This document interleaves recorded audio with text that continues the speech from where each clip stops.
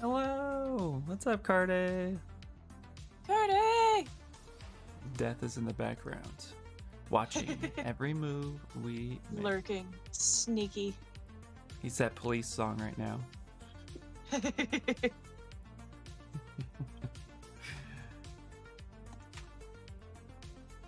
Alright. So I really, I don't know if you... I think it's on. I'm going to see real quick before I make a fool of myself. Yes, it is there. There's a couple ways that... oh, Cardi says hi.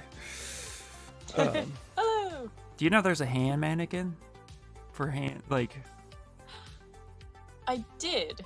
I've never used it. I'm not great at using the mannequins. I've never been super comfortable with Z-spheres in general. No, they're brilliant. Hey, what's up? Carbon, I need to sleep now too. So, yeah, that's actually, like, before we get into it, I wanted to just let people know that there's a hand mannequin here that I actually use from time to time if I'm not wanting to block out a hand, but I want to kind of sculpt it in my, like, style. And so that's a good way to, like, actually start your hand. It's already done for you, and it's a good way to take it and pose it. Hand mannequin! How's everybody doing? Carbon, I need to sleep now. How you guys doing? Every time you say I need to sleep now, I know you're talking to the person.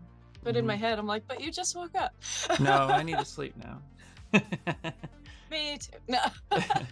So, I need to sleep now too. Alright, I'm gonna pull out Stream Raiders. I know that's why Cardi's here. She doesn't give a shit about hands. Let me actually pull that up so I can pretend to attempt to drop units again.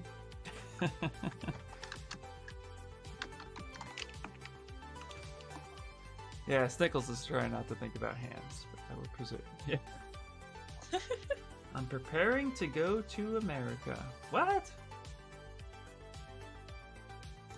Nice. I think, yeah, right? That's the... If you don't mind me asking, where are you from? What other country? At work right now, I'm doing some personal editing in Premiere Pro. Oh, nice, Carbon, nice. You're going to Florida. Nice, man. Well, Go ride some gators. yeah. From Panama. Cool, dude. Cool, cool. Answer my basic relationship. Yes, Death. I don't know if I've ever met anyone from Panama. That's awesome. Well, now we have, for sure. Officially. Yeah.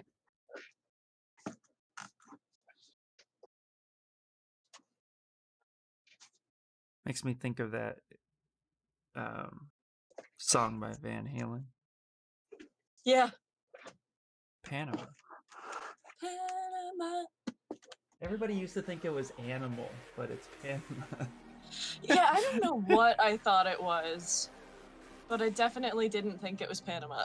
Yeah, well, nobody did, but yeah, officially that's what it was. Yeah, and it would trip people out. All right. So, wait, why is that over there just slightly? Leave a message. Maybe I'll call you back. All right. So, for those of you who want to do hands with us, today is what we're doing. You can come up to your lightbox and go into project, and then under project go to mannequin, and there are hand mannequins that everybody here could actually use if you don't want to build it from scratch and you just want to have something to have the proportions correct. And what's cool about the mannequins is that you're able to, it's all kind of Z-sphere based, so you can really pose it the way you want. If this is a direction that anybody wants to take, you could definitely do it. We're not gonna, yeah, good morning. We're not going to do that here, but I wanted to make note of that because I don't think a lot of people are aware of the hand mannequin.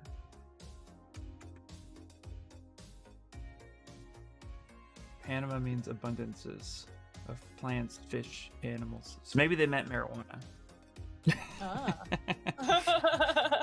It's an abundance of plants that they really like.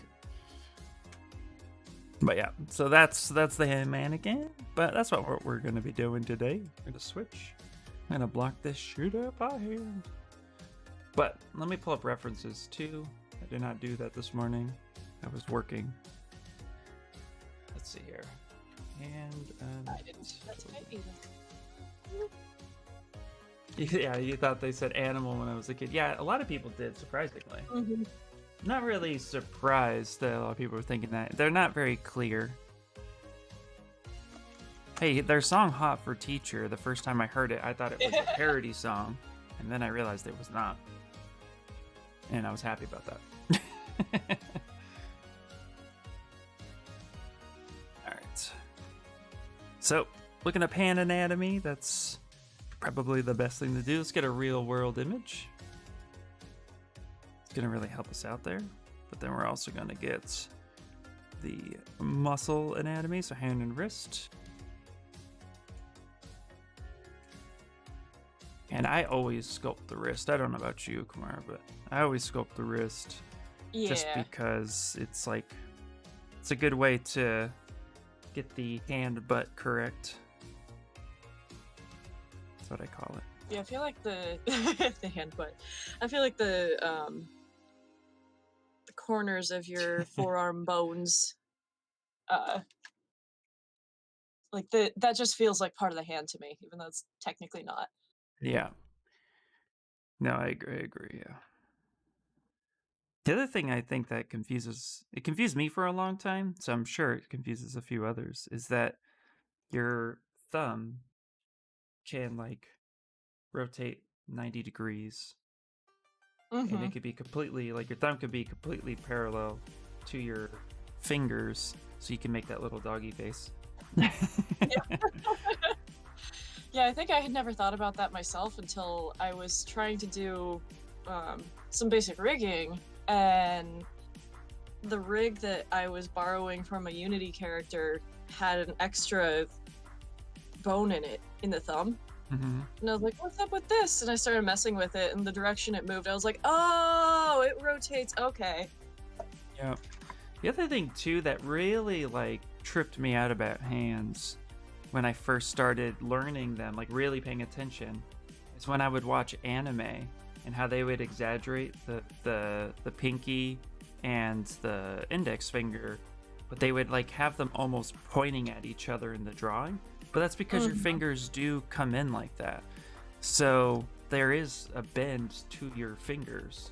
They're not straight. And I think that's something I want to try to focus on today to kind of correct the habit of having a straight finger. I kind of want to arc them a little bit. Like, I mean, there are knuckles there that make it all move weird. So I find that interesting.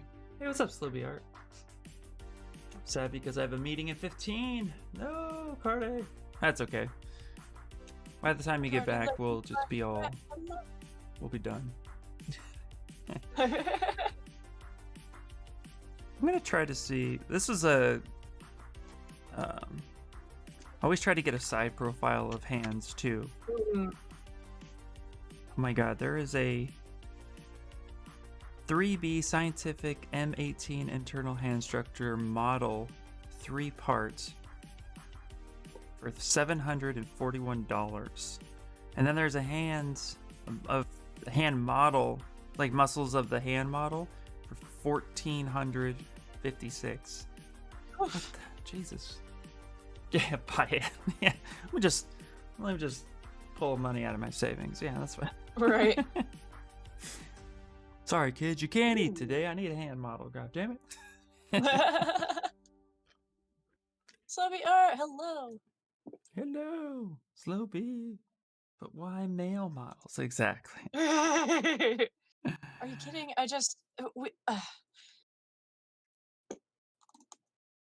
Okay, I think that's pretty decent reference to get started for where I'm at. How are you? I think I might be good. I actually found a full turnaround of one hand. Nice. And it's not sculpted. Ooh, nice. Start an OnlyFans page, then create an Amazon wish list. Boom, done. Yeah, she just mic dropped that shit right before her meeting. You guys are tempting me. I think there might be success here. Alright. So, contrary to some people's beliefs, I never start a hand from a cylinder. I start from a cube. What about you? I also start from a cube. Doesn't that make the most sense? Does to me. Yeah, the palm is like, it's a big square. So. Yeah, it really is. So, I'm just gonna kind of. Now you go. Although I have started it from a sphere, but. Well, I have two. Actually, I start it from a sphere if I'm gonna sculpt it in pose as a fist. Then it makes the most sense. I've seen Spicer do that too. He just bubbles it out and then starts like planing it out, and then boom, you got a fist. It's actually a really great way to do that. Works for it. Actually, you know what? I am gonna start from a sphere today. You'll have to unbox on camera seductively. Ooh, I'll do my blue steel look. That's what I'll do. Specifically seductively. Yep. It'll just be the same look each time. Yeah. Just keep looking at the camera and it's the exact same face. Yeah, exactly. Alright. Where am I at? Let's Dynamesh this bad boy. Let's Dynamesh it at 64. I need a new mouse. My middle mouse button doesn't work very well to move things around in PureRef. Ooh. Yeah, I've ran into that problem before. Okay.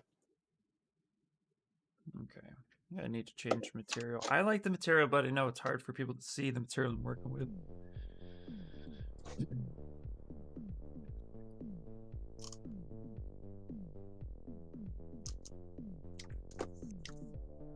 Alright. I'm just gonna smooth it out. Even though it's a cube, I like to smooth mine out. Get it really rounded and beveled.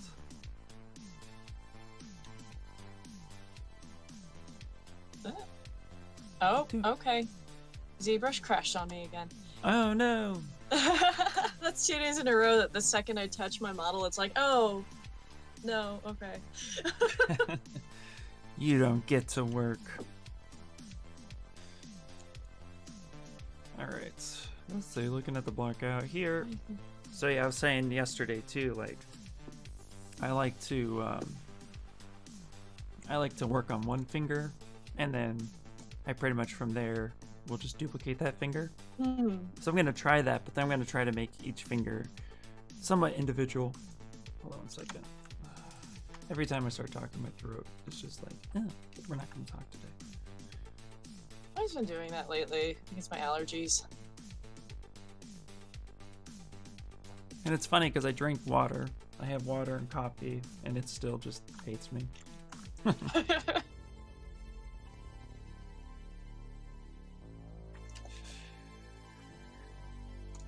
F to ZBrush. I think the latest version is quite unstable. I think you're right, Moshi. I still love it though. I got a frog in my throat. Not crack. I don't have crack in my throat. Drug-free, kids. Drug-free is the way to be! Yay! Okay. The other thing that I like to do as well is turn on groups when I'm using Dynamesh, so I don't accidentally weld things together that I don't want to. And hold control, drag that out. I'm gonna start making the finger. We'll make the first finger. I'll make sure to switch the groups. But I try to keep the finger, whatchamacallit? I try to keep that like, kind of rounded just a little bit on the inside. I feel like it works out well. Okay, we need to turn back face on, so Do, do, do, do, do, do, do. We need to go to auto masking and back face mask. Go.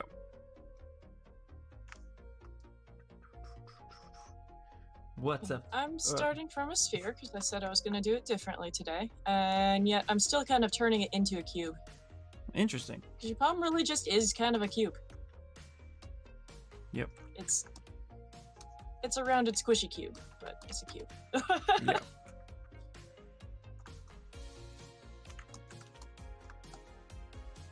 Okay.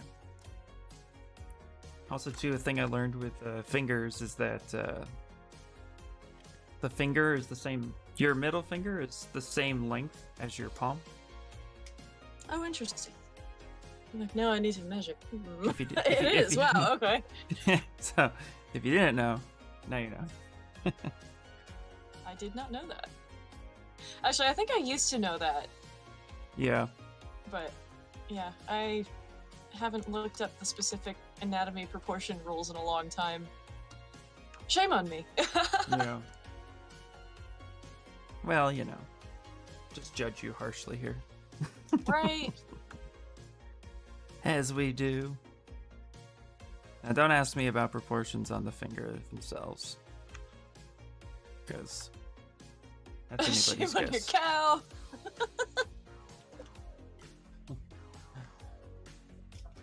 You know, I said something about shame on you, shame on your cow last night, and people in the dojo were just like, wait, what? My cow? I'm like, what? Huh? You don't know that quote? I mean, it's dishonor. It's not shame, but still.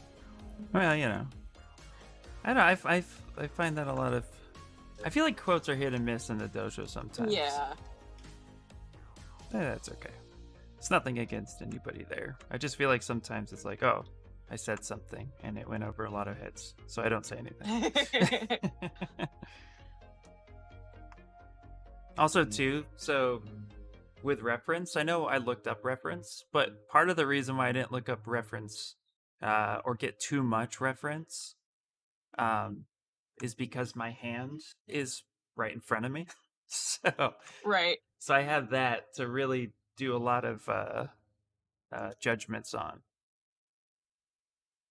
So Yeah, that's one thing I've noticed I do a lot when I'm sculpting hands, especially if I'm sculpting a hand on stream or something.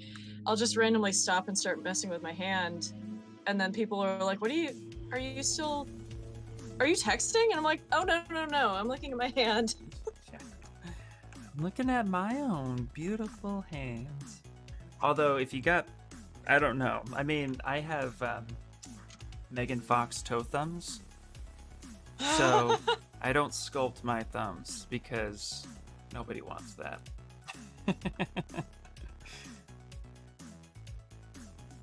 But Dynamesh, what are you doing? there you go. Kind of smooth that out a little bit. The more you know. Exactly, right? I need to sleep. Card right there just cools me up. Yep. Okay. Got an Mulan. Okay. Now let's actually kind of measure this bad boy. So I'll set this down. And obviously my finger is way too big for my palm, so we're going to shrink that down.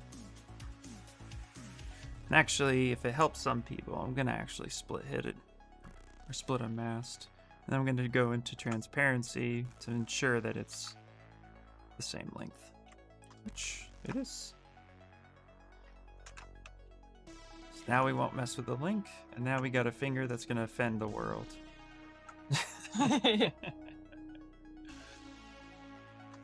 I also started with the middle finger.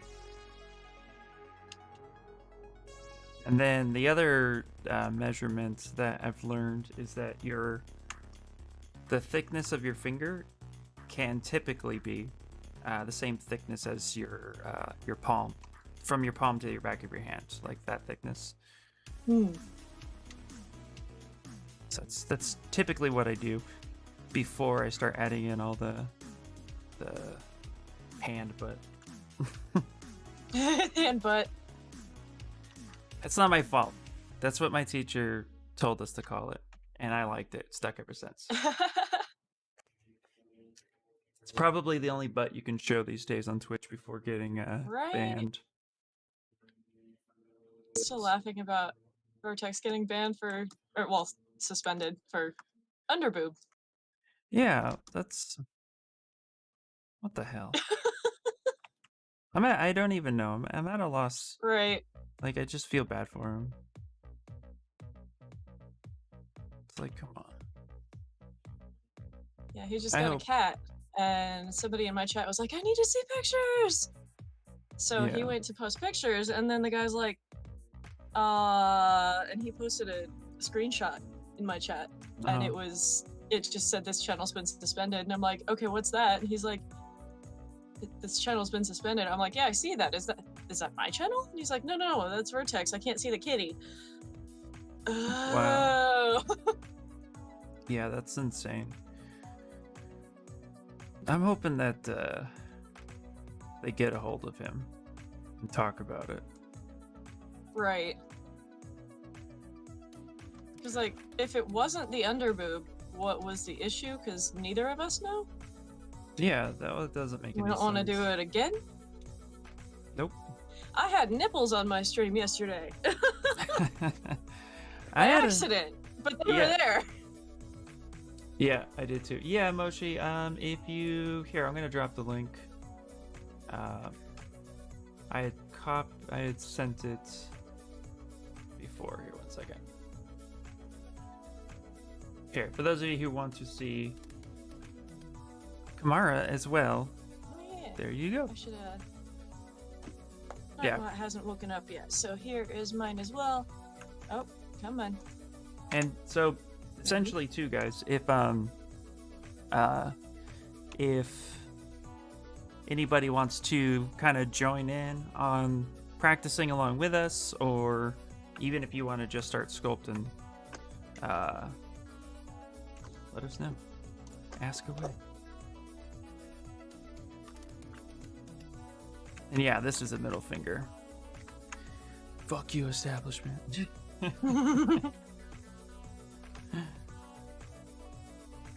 Middle finger to Twitch for the lack of underboob.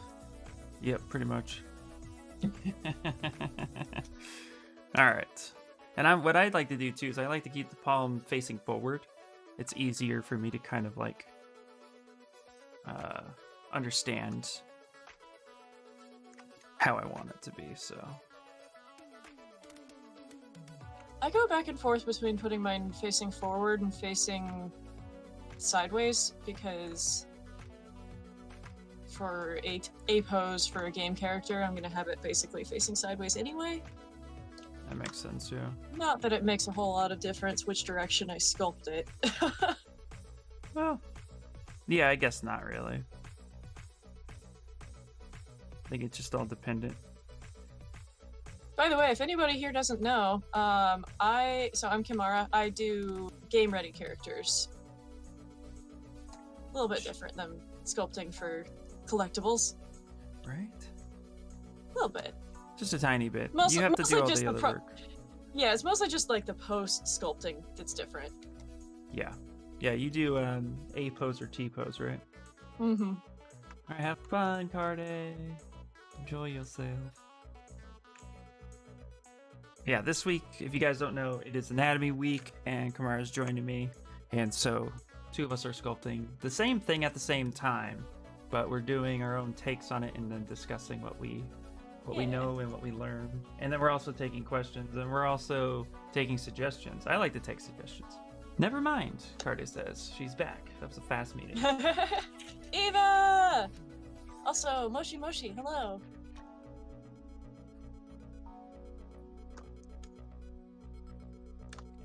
Use Blender? Nice. One of these days I need to get around to trying Blender. I keep saying that, but I haven't had time. Yeah, keep saying it. You'll be like me. Hopper, what's up, buddy? How you doing? I'm doing well. I'm doing well, man. No complaints. Yet. Yet. Yeah. Now, it was so good to see you over on the Pixo stream the other day, man. Thanks for stopping by. I appreciate it, dude.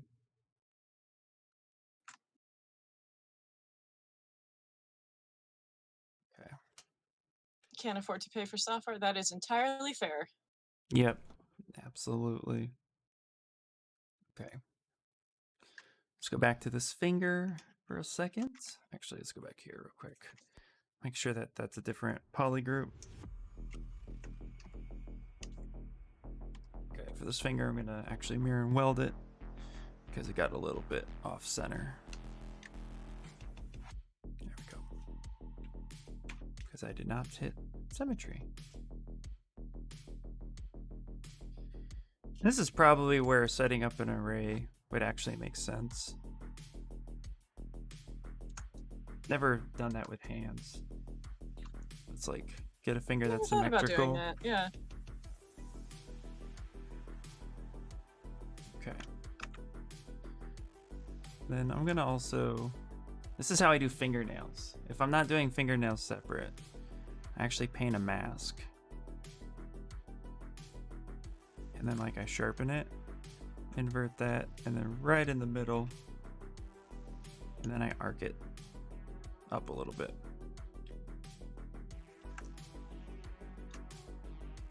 Invert that mask, and then I like carve in around it. It's like a really quick and easy way to make a fingernail. Of course, too, I'm sure have you done fingernails, or do you do fingernails in games where you have a separate subtool for that? Depends on the character, but yeah. Yeah. Like I have one that I made. She has like really intense, pointy, bright nail polish colored fingernails. So yeah, they're separate. Okay, that makes sense. Yeah. It's like a big part of her character. That makes sense. Bam. That's how I'll do a quick fingernail. Also saves time on prepping for 3D print. Mm-hmm.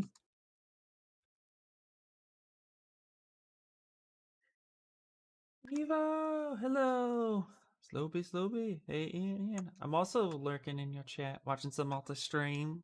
Hey, thank you for being here. Copper Sean says, I hate doing hands, but it's always worth putting the effort in. Absolutely, dude. It is, yeah. Yep. I think most people hate doing hands. I think hands are most people's like Achilles heel. I was about to say that, and then I was like, would that be feet? Well, yeah, but still. Well, but feet, I don't find feet to be as difficult as I find hands. I don't either, but I've also never had to make a barefoot human. Ooh, first time for everything.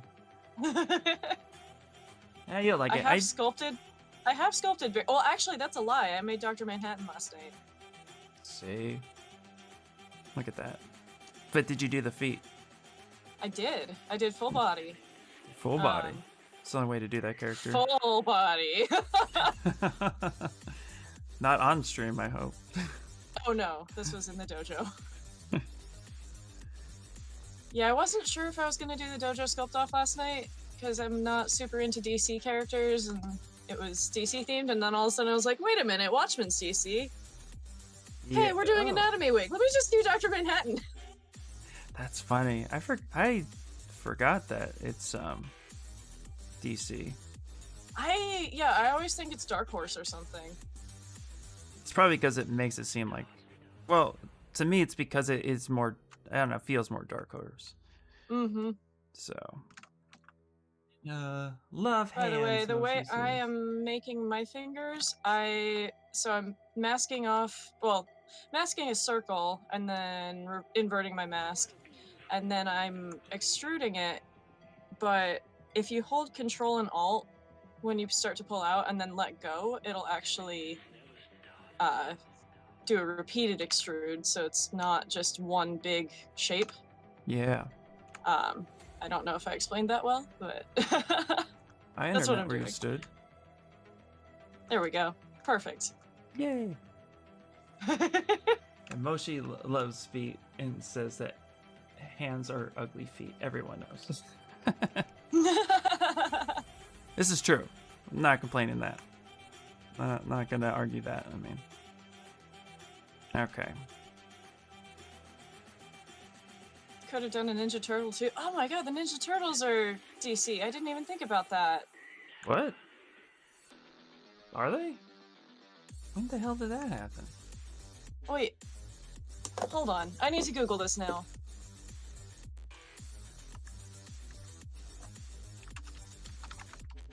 Yeah, blowing my mind if that's true. Batman versus Teenage Mutant Ninja Turtles. Yeah, exactly. Make this happen, DC.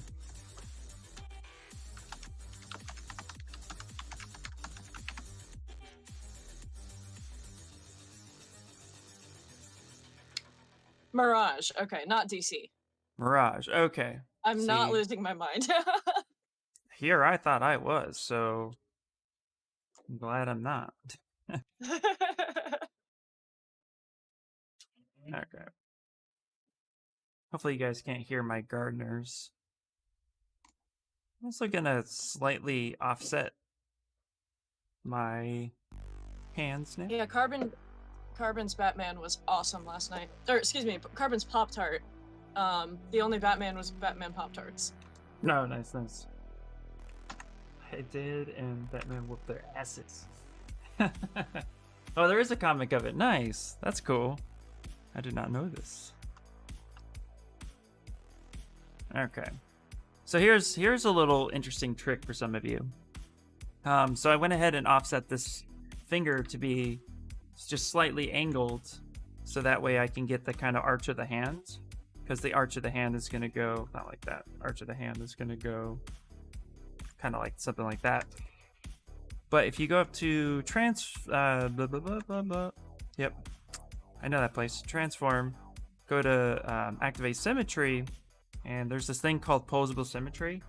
As long as your geometry is completely identical on one axis, and you click this, it could, not always, it could store symmetry. So I'm actually going to go back real quick. Let's go here. It's not going to do it. Damn it. Right when I want to show you something cool. I hate this. Right. Not working as well as it should. They should fix that. I've never gotten Posable Symmetry to work, and I'm just like, every update I'm hoping they'll fix it. They should. I remember Shane showed it to me, and it was like, if you can get this to work more often, you will be, like, people will love you for it. Yeah. Except for that's the trick, right? It's getting it to work. You'll be a wizard. You're a wizard, Harry. Okay.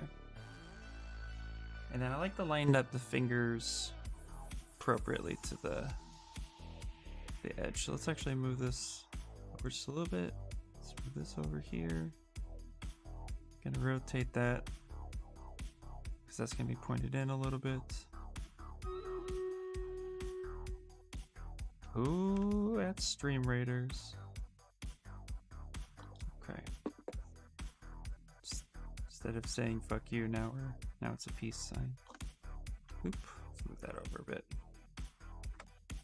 Okay. How does the sculpt off actually work? So getting into how Discord works. So basically, once a week on Mondays, Spicer has sculpt off in his dojo server, where we all just pop into the voice chat, and for 3 hours we just hang out, and we share our screens so everybody can just jump around and look at what everybody's sculpting, and then just hang out for 3 hours, sculpt, render, make our fancy images.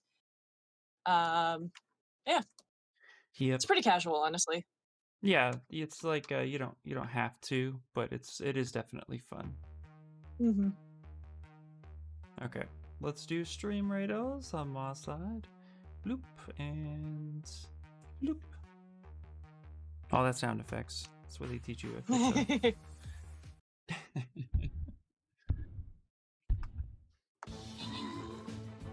Oh, a tiny violin.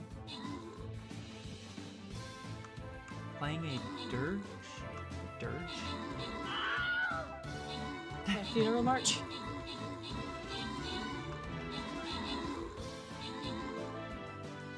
Yeah, Discord does have screen sharing built in. Yes. It's kind of crappy though. Yeah, like you can only watch one screen at a time. Hey, Kamara. In death. Ooh. There you go. Told you I'd place in units. Yay! He placed just enough to win, so there you go. Nice. I think I managed to 2.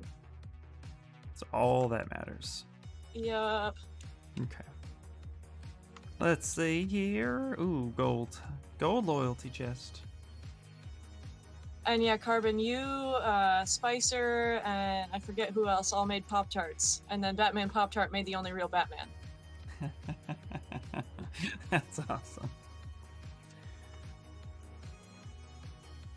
Well, it's because he is a Pop-Tart, so you didn't need to make another one.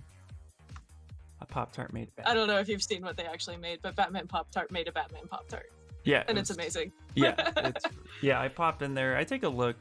Yeah. I was joining actively in the beginning, but like, I feel, maybe I said this before, but I feel like, I feel like I've done it so much with the speed sculpts that I kind of just want to take a break from it. You know, the sculpt off isn't for another. If they do another open sculpt off, it's not until September. So Right.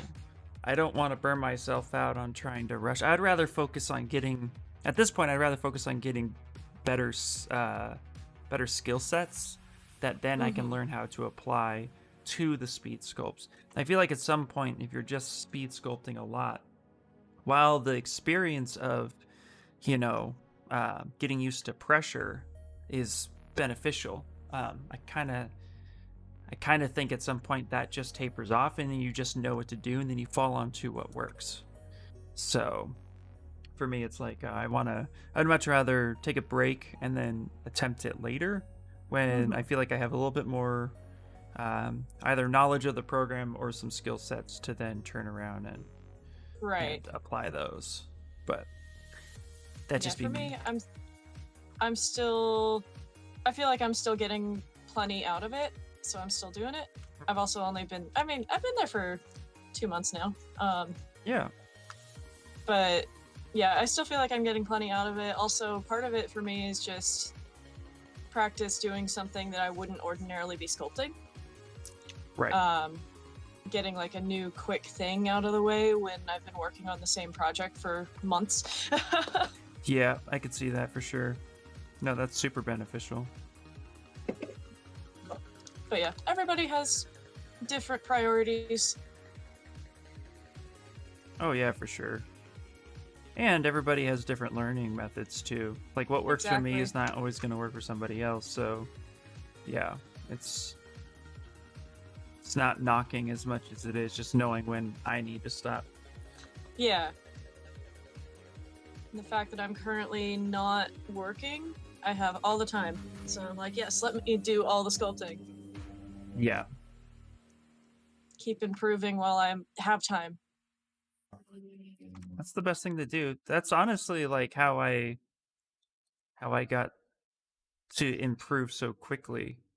Like literally the pandemic just allowed me to kind of like, Cardi put it perfectly the other day. You basically crunched a bachelor's degree in a year. Like, because I just had nothing but time to focus on said skill set. And so it's like... Yeah, So I went to grad school for 3D modeling, and I was working full-time the whole time I was in school. So even when I was in grad school, I don't think I got the full 3 years worth of actually doing anything. And yeah, this is the first time that I've actually had the opportunity and the time to just sit down and do nothing but art. So I'm like, I am taking full advantage of this. Yeah, exactly. Carbon says, it creates a library of unfinished work, so I get picky depending on the theme? Or on the theme. Got it. Yeah, there's an extra in there.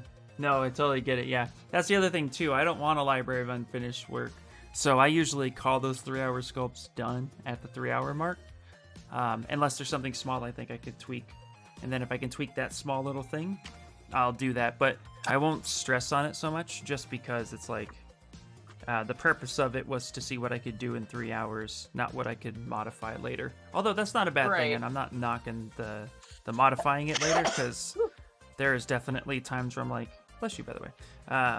There's definitely time where I'm like, oh man, I could have done this, or I could have done that a little bit better. So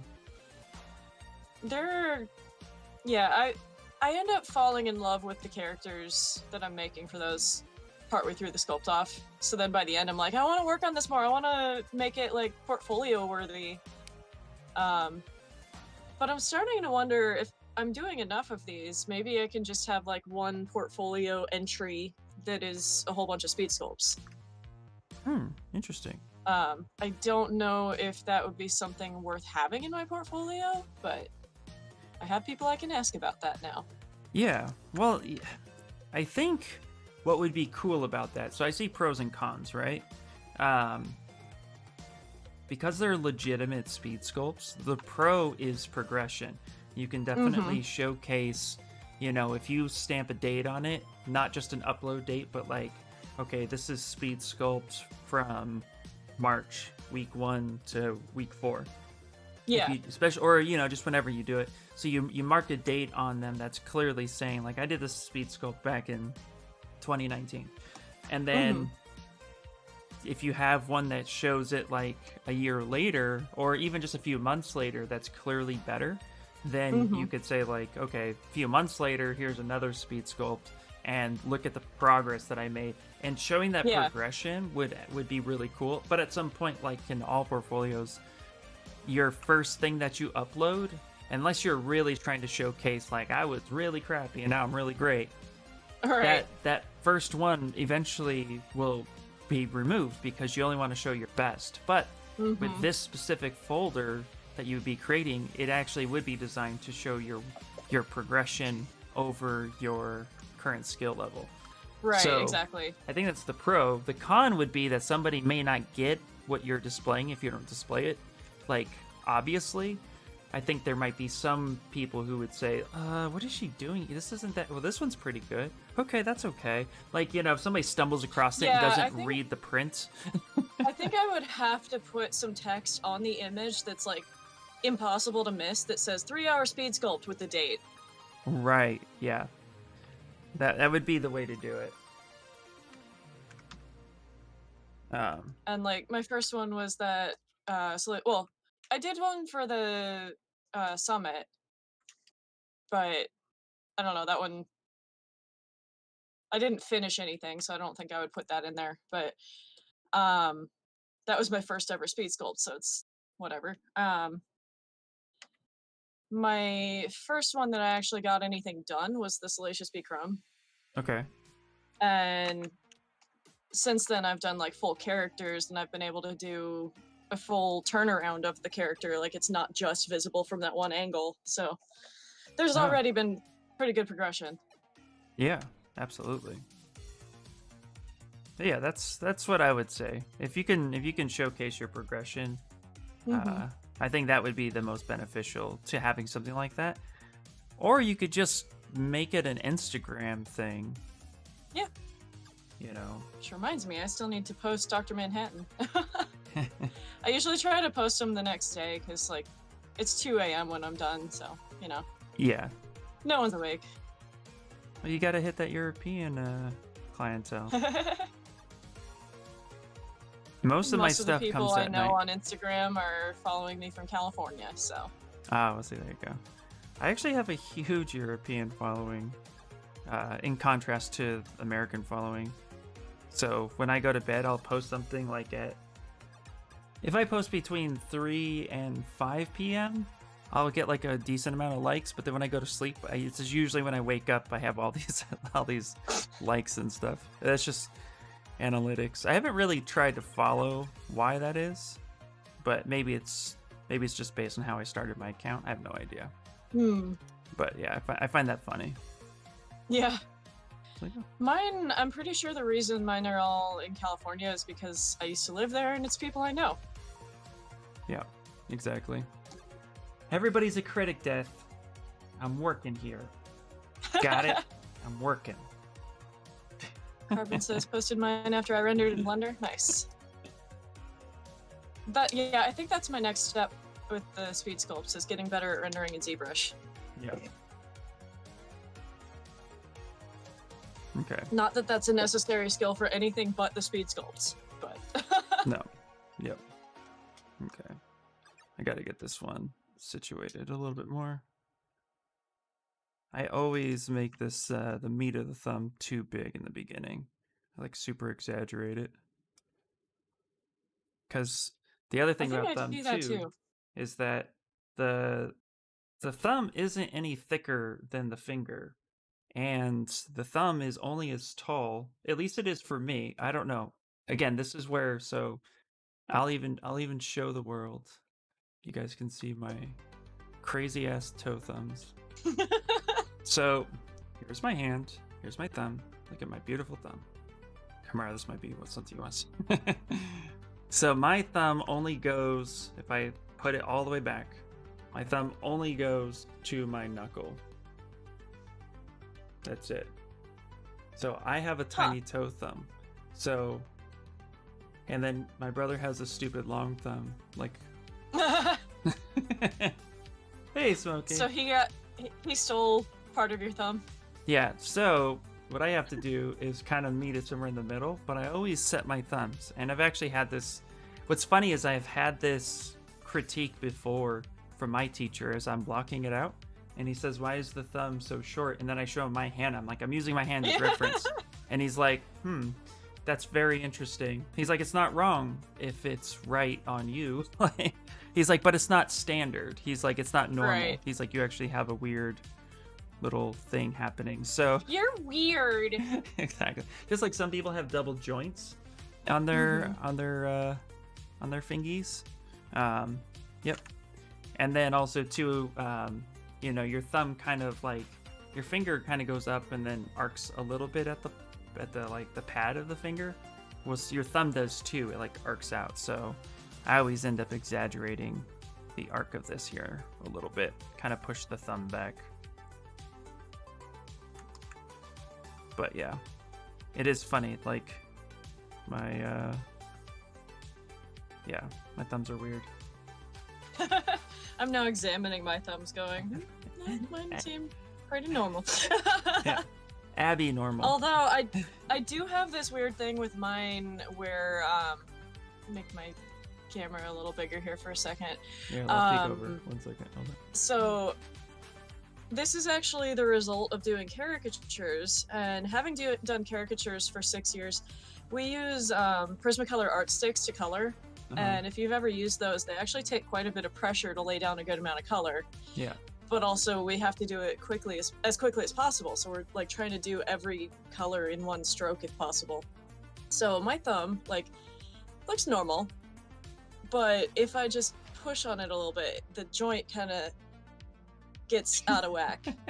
And that's just from coloring too much with those art sticks. It's hilarious. Wow, that's crazy. It doesn't hurt or anything. It's bizarre. That's so crazy. You gave me an abnormal brain. That's right, Dad. That's right. Yeah, that's pretty funny. Oh, hello, Raiders. Brandigo. I believe I caught it right. Hello. Welcome in, Raiders. We're doing Anatomy Week. Just blocking out hands. It's also a multi-stream. Thank you guys for the raid so much. It's also a multi-stream at the same time. So, Kamara, say hi to the Raiders. Hello. Welcome in. Welcome new people. Hey, what were you guys working on? What were you guys doing? And thank you so much again.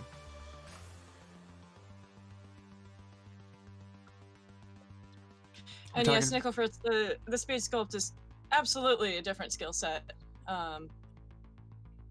Yep. Yeah, it really is. Yeah, the purpose of a speed sculpt is completely different. Yeah.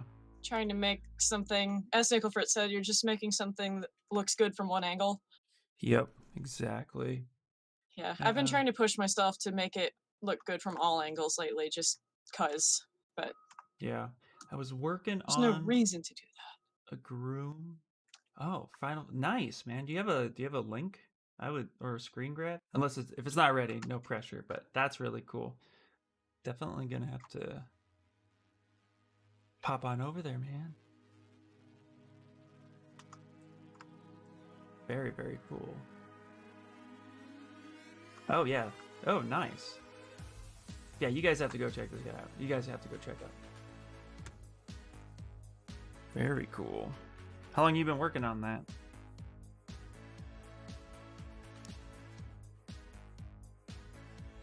All right. Now I gotta start blocking in the meat of the thumb too. So I actually will use the IMM primitives, and I'll use a basic like a sphere 32. Actually, no. Let's go insert sphere. It's a little bit easier to work with. Now I can make the butts of the hand. Hand butt.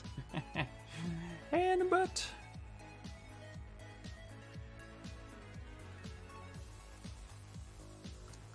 Yeah, it's combining 2D and 3D skills. That's a good way to put it.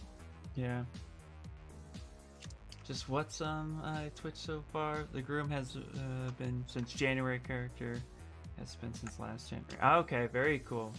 Well, man, again, thank you so much for the raid, dude. I really appreciate it. That's really, really awesome. But yeah, I follow too, man. I'm gonna check out more of your stuff. Looks really good. Yeah, you should do Kefa and give you a follow. Kifa and send it to Car. Oh yeah, that would be a great character death.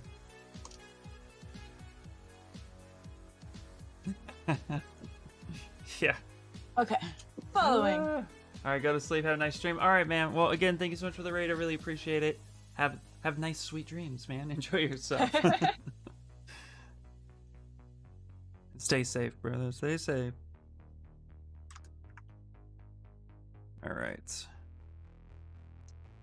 And now, I'm gonna take this one. I'm gonna slide that over. Move this here. I like to elongate the pinky side of the hand butt because it's actually kind of goes up and gives you like that kind of meat of the palm, so you can karate chop. I'm a karate guy. Oh yeah. The karate hand gift I sent this morning. Yep.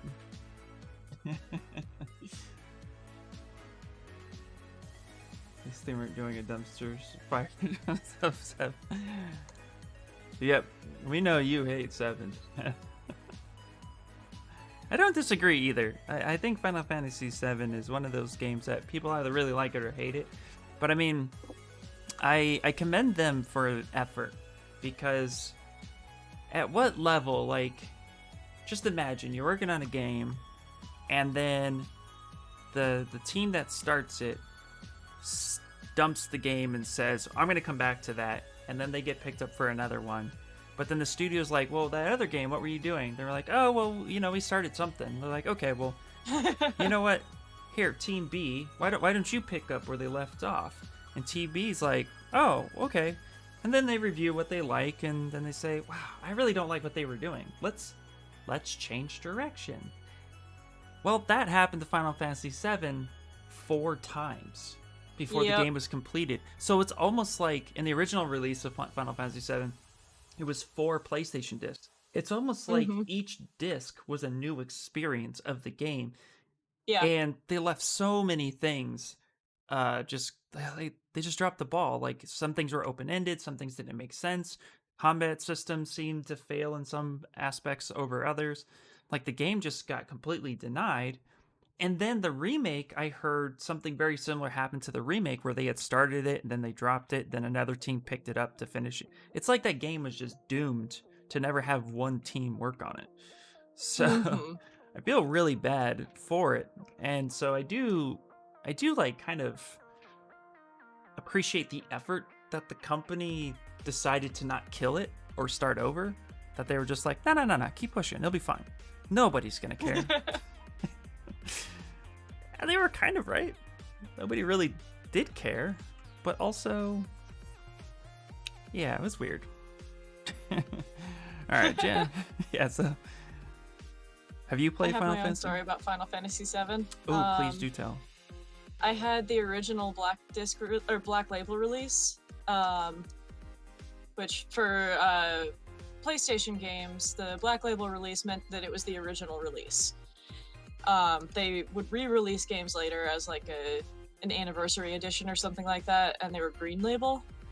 And for games that are worth any money, the Green Label is not worth nearly as much. Oh, okay. I had the Black Label Final Fantasy VII, and my dad sold it at a garage sale for like $5. Oh shit. So Well, when I found out, I was like, hey, you sold my game. I need my game back. And I'm surprised he actually agreed to this, but he was like, okay, fine, I'll just go get one off eBay or something. How expensive can it be? right. Little did he know. $95 later, I Yep. had a Green Label version of it, so it wasn't even the Black Label version. Right. Also, it was scratched at like 75% of the second disc, so I couldn't get anywhere past that point in the game. Wow. And my dad's like, oh, I bet my computer can read that disc. And I'm like, cool, what good does that do me? And he's like, I'll just burn a copy. PlayStations can't read burned discs. No, you have to actually hack your PlayStation. Oh, yeah, so then he went and he got a mod chip and he hacked my PlayStation. And then about a month later, I was trying to play something multiplayer and realized he had put the mod chip in front of the second player slot. Oh, shit. So then and this was my PS2 as well. So then he took my PS2 apart, tried to move the mod chip, forgot what he was doing, put it away for a couple months, and eventually came and gave me a brand new PS2 because he's like, I can't remember how to put it back together. That's crazy. So now I still can't play Final Fantasy VII because I don't have the mod chip in the new PS2. Oh, that sucks. Oh, and the new PS2 is a slimline. I had the original PS2 as well. Oh, fun. Yeah. So now I can't play Ico either because Ico was a blue disc and the slimlines can't play blue. It was a whole thing. Did you get the PS3 that supposedly could play the PS2, but then they removed that? You remember that? I do remember that. I didn't get a PS3 until GTA 5 came out, though. You got that. So it was like right at the end of the PS3 life cycle. Oh, yeah. No, I'm traumatized by the PS3. The PS3 made me never buy a brand new console ever again. Like, I always wait now, because when I bought the PS3 the first time, it was with the backwards compatibility. It had a backwards compatibility. It had the chip for the PS2, and it had a whopping 20 gigabyte hard drive. Super impressive. I paid $700 for it. And then a month later, watching Netflix, not the app, guys, the discs. App wasn't around yet. And you would just hear you pop it in. I think I was watching It's Always Sunny, but all of a sudden you just hear the motor go. Oh no! Pop, pop, pop, pop, pop. And I'm like, oh crap. So luckily back then, I bought it from Best Buy, and Best Buy had product replacement plans, not just service plans. And the way the plan stipulated was, if you bought a replacement plan for any object or anything that was under $1,000, the replacement plan would transfer to your new object as long as it was returned within the manufacturer's warranty, because California covers the manufacturer warranty. So your 2-year replacement plan is actually 1-year extension from your original plan, from the manufacturer's warranty. So with that being said, I did this about 4 times because that's how many times I had to return it when the discs would actually cause an issue. And it took long enough for me to realize that Netflix used to put this weighted logo sticker on the DVDs so that they could track them via weight. But that weight was too much for the console to run, and that's what was burning out the motors. So when I finally returned my 5th PlayStation 3, the price had gone down significantly. The PS2 chip was removed. I was getting 250 gigabyte hard drive at that point, but the price had dropped down from $700 original price to $300. And so I had to basically argue with Best Buy to transfer the money into store credit so I can get another PlayStation, which they ended up doing. And then I ended up buying like a bunch of games and controllers and stuff. But that was like the main problem with the PlayStation 3s. They had sensitive drive slots, or drive motors. So yeah, it got really bad. And so I just vowed to basically never do that again. I was like, I'll wait. See, I just always remember the 360 Red Ring of Death issues that happened with the first generation, and I never had an original 360, or was it 360 or the original Xbox? I don't know. One of the two. 360 had burning issues because I was working at Best Buy at the time. Mm-hmm. Should have bought a DVD player. Yes, yeah. I had one, Snickles, but the PlayStation 3 was so awesome. 360, I remember, because I had a 360 by the time Skyrim came out. It would just crash in the middle of a load screen on Skyrim. And yeah, people's consoles were melting inside because of Skyrim, because it was just too much for them. Yeah, with the 360, they had overheating, and on their first launch of the overheating issue, Microsoft came into the Best Buy store that I was working at, and they had said, do not under any circumstance return a Xbox. Instead, you are obligated to give them this phone number in which we will service it, but you will not return it. One guy returned, despite that, one guy returned it, lost his job. I'm sure he fought for, wrongful termination. But the arguments and the anger customers had that came in and showed me a black disc and said, this burnt this disc, I'm now out of this disc. The only thing I can do is slide a phone number and say, I'm really sorry, but you're going to have to call Microsoft as we're not allowed to return this. And yeah, oh god, so many. I'm surprised I didn't get punched in the face. Like, everybody was so angry. They did replace everything, yeah, but it's like, one guy had said when I told him this, he was like, so let me get this straight, you're not gonna return my system, and I gotta wait until Microsoft gets off their ass for the next 2 to 3 weeks and replace this problem, because I'm not the only one with this problem. I'm gonna be backlogged. I was like, I can't help you. You could talk to my manager. And I would always, manager hated me because I would always be like, oh, you can talk to my manager. Like, I don't get paid enough to deal with to deal with this. Yeah, it was like a $15 Retail, fix. so much fun. Yeah, it was horrible. Yeah. Why don't you get closer so you can like talk or type? I'm holding 2 different conversations. Yeah.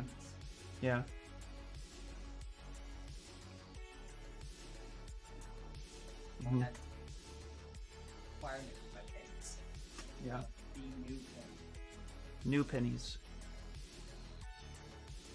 I had 8 clean pennies. Wrap them in electrical tape. And then put some brand new thermal paste. Then take off the same thing when I did our Xboxes. Take it off, replace thermal paste, because thermal paste that they had on it was garbage. Oh yeah, the thermal paste is always crap. Wasn't there also an issue at some point where they had forgotten to take the plastic off of the processors or something? Airflow. Yes. Stickers that they thermal. Yeah. That's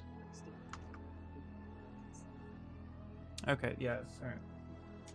Using the previous thermal ones, which copper is a better conductor than anything else. Using that, replace. No, that makes sense. Actually, it was funny because Parday's cousin, he was studying for electrical engineering, and his red ringed at one point, and he opened it up and said that the Xbox 360 was an engineering miracle, as in it should have never worked the way they connected it all. He's like, the way the circuitry board is wired, it doesn't make sense how it actually turns on, which might explain the problem, because then later Microsoft, somebody who used to work there had said that they actually shortcutted a lot of the circuitry so that they could generate more power more effectively, but that's what caused the overheating. Maybe that's what made them decide to do the I Love Bees thing for Halo, because it's like a bumblebee that shouldn't be able to fly. Right.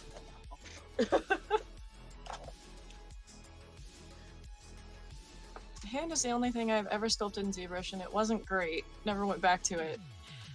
You should go back to it, or sculpt something else. Hands are a hard thing to start with. What made you decide to start with a hand? Yeah. I split more power and put 2 more fans and pull straight to the counter. Yeah, that makes sense.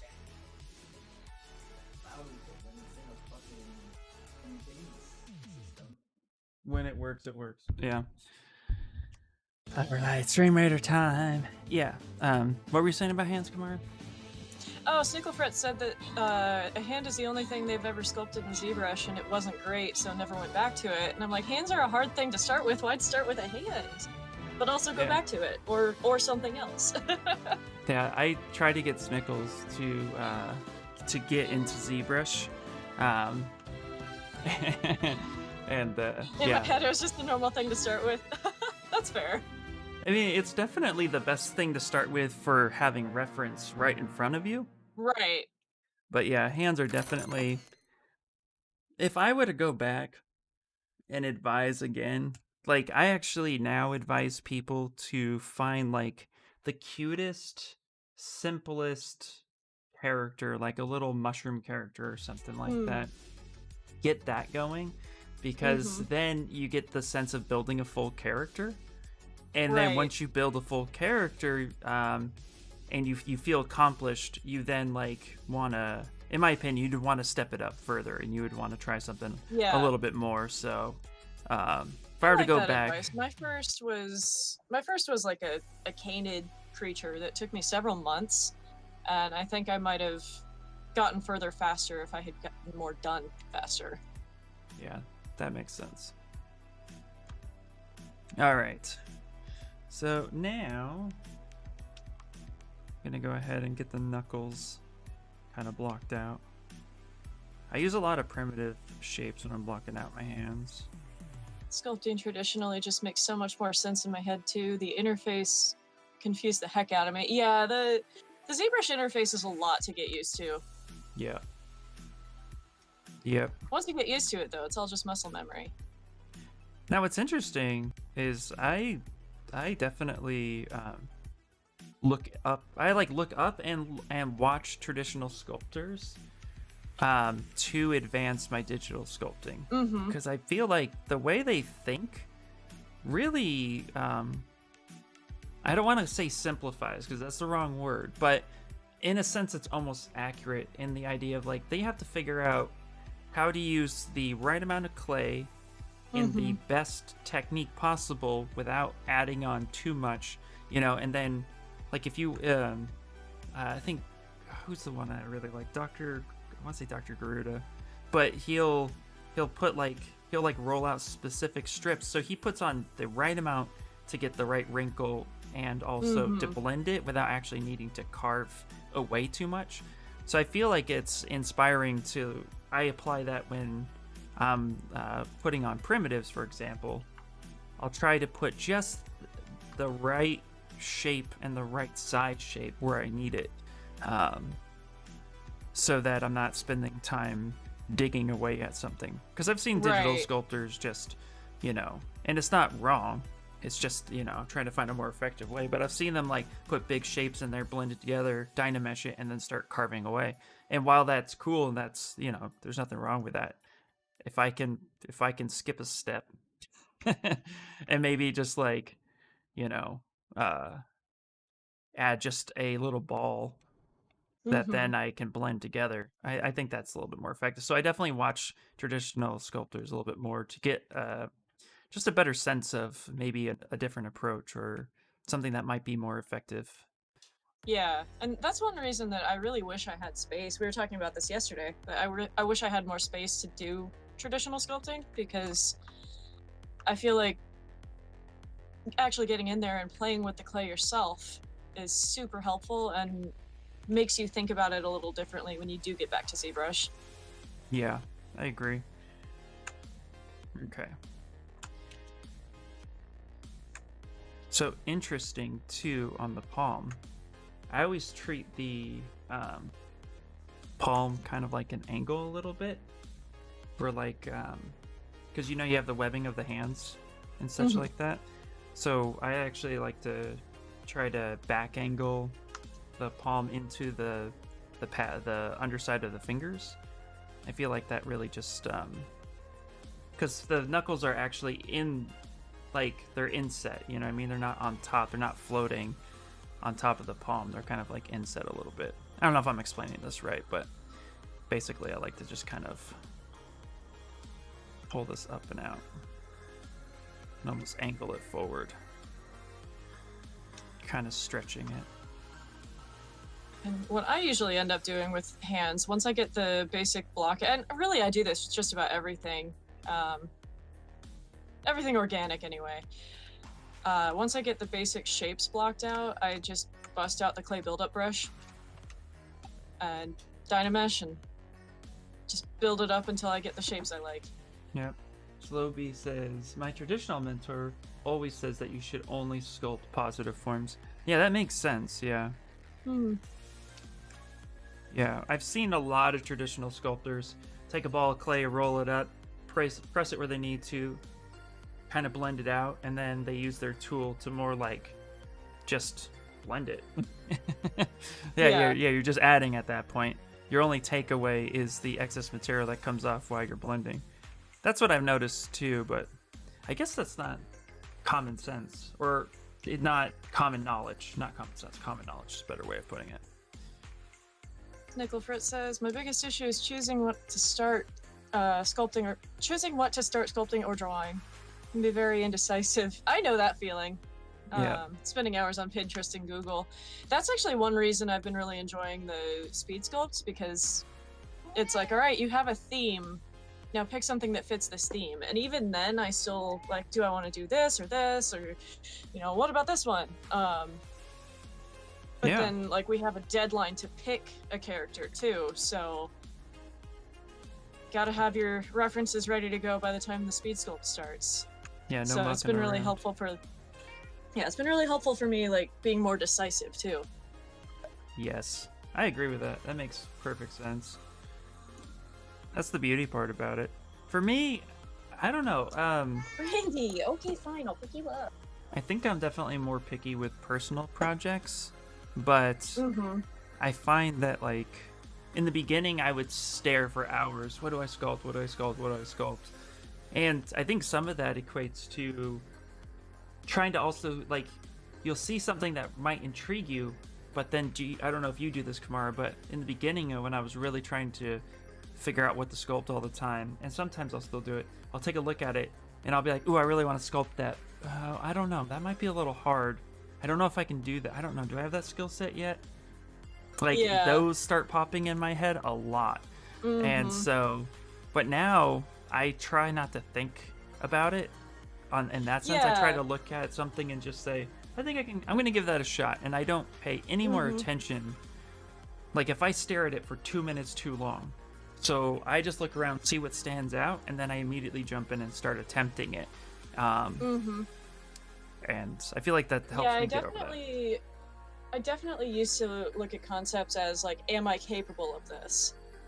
And I've gotten a lot better at not doing that. Spicer! What up, buddy? Hey, what's up? How you doing, man? Welcome, everybody. Yeah, you always have a little spot. You're too kind, my friend. You're too kind. It's funny. I was actually just talking about how I've taken a break from speed sculpts for a little bit, so I don't feel burnt out. Here comes Spicer tempting me. See what he Yep. does? He does His that. ears were burning. Yeah, he was like, I hear Ian saying he thinks he's burnt out. Well, let's just, you know what? I'm gonna pop on over there and let him know. That means you're gonna be there next week, right? Yeah, probably.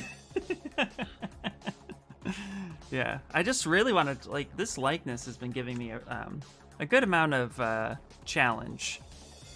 So I've been really trying to devote my evenings to like trying to learn that or take a break from the attempt. It's one of those things where I'm like, you know, you start questioning if you bit off a little bit more than you could chew, but also too, you know, you're just gonna push through. It's kind of where it's at for me right now. That was me for probably the first 2 or 3 weeks of the Beetle. Yeah. Yeah, but I only have 2 more weeks on my deadline. I got most of the statue. Yeah. Literally, the statue itself is built, and the client liked the statue. Nice. The client saw it and said, "Oh no, I like the statue." Her remark was, "I just don't really see the likeness 100%." And I said, "Okay, totally understandable." So she sent me more photos, and then I've been doing a little bit more research on making sure I can hit those landmarks. A bit more. So I don't know, Spicer, buddy, you got any tips on likenesses? I have tips for 2D likenesses. Kind of translate sometimes. Well, yeah, okay. What is your tips for 2D? Like so the main thing is really just like, you know, you have to know your basic facial anatomy. You have to know what the ideal face is supposed to look like. Right. So then you can look at this face and say what's different. Right. And even if it's just like the most minor of differences, like it's a very minor subtle difference. You're not doing a caricature, you're trying to do a likeness. You still want to exaggerate it past what you think is normal. Okay, right. And if you're exaggerating it in your head, once you get it out in ZBrush or on paper, it'll end up looking more realistic, more normal. Okay. Until you really practice exaggeration, and then you start actually exaggerating. But basically, like, as far as exaggeration goes, the rule of thumb is if you're shooting for a 10, like 10 out of 10, super exaggerated caricature, when you're new at it, you'll probably hit like a 2.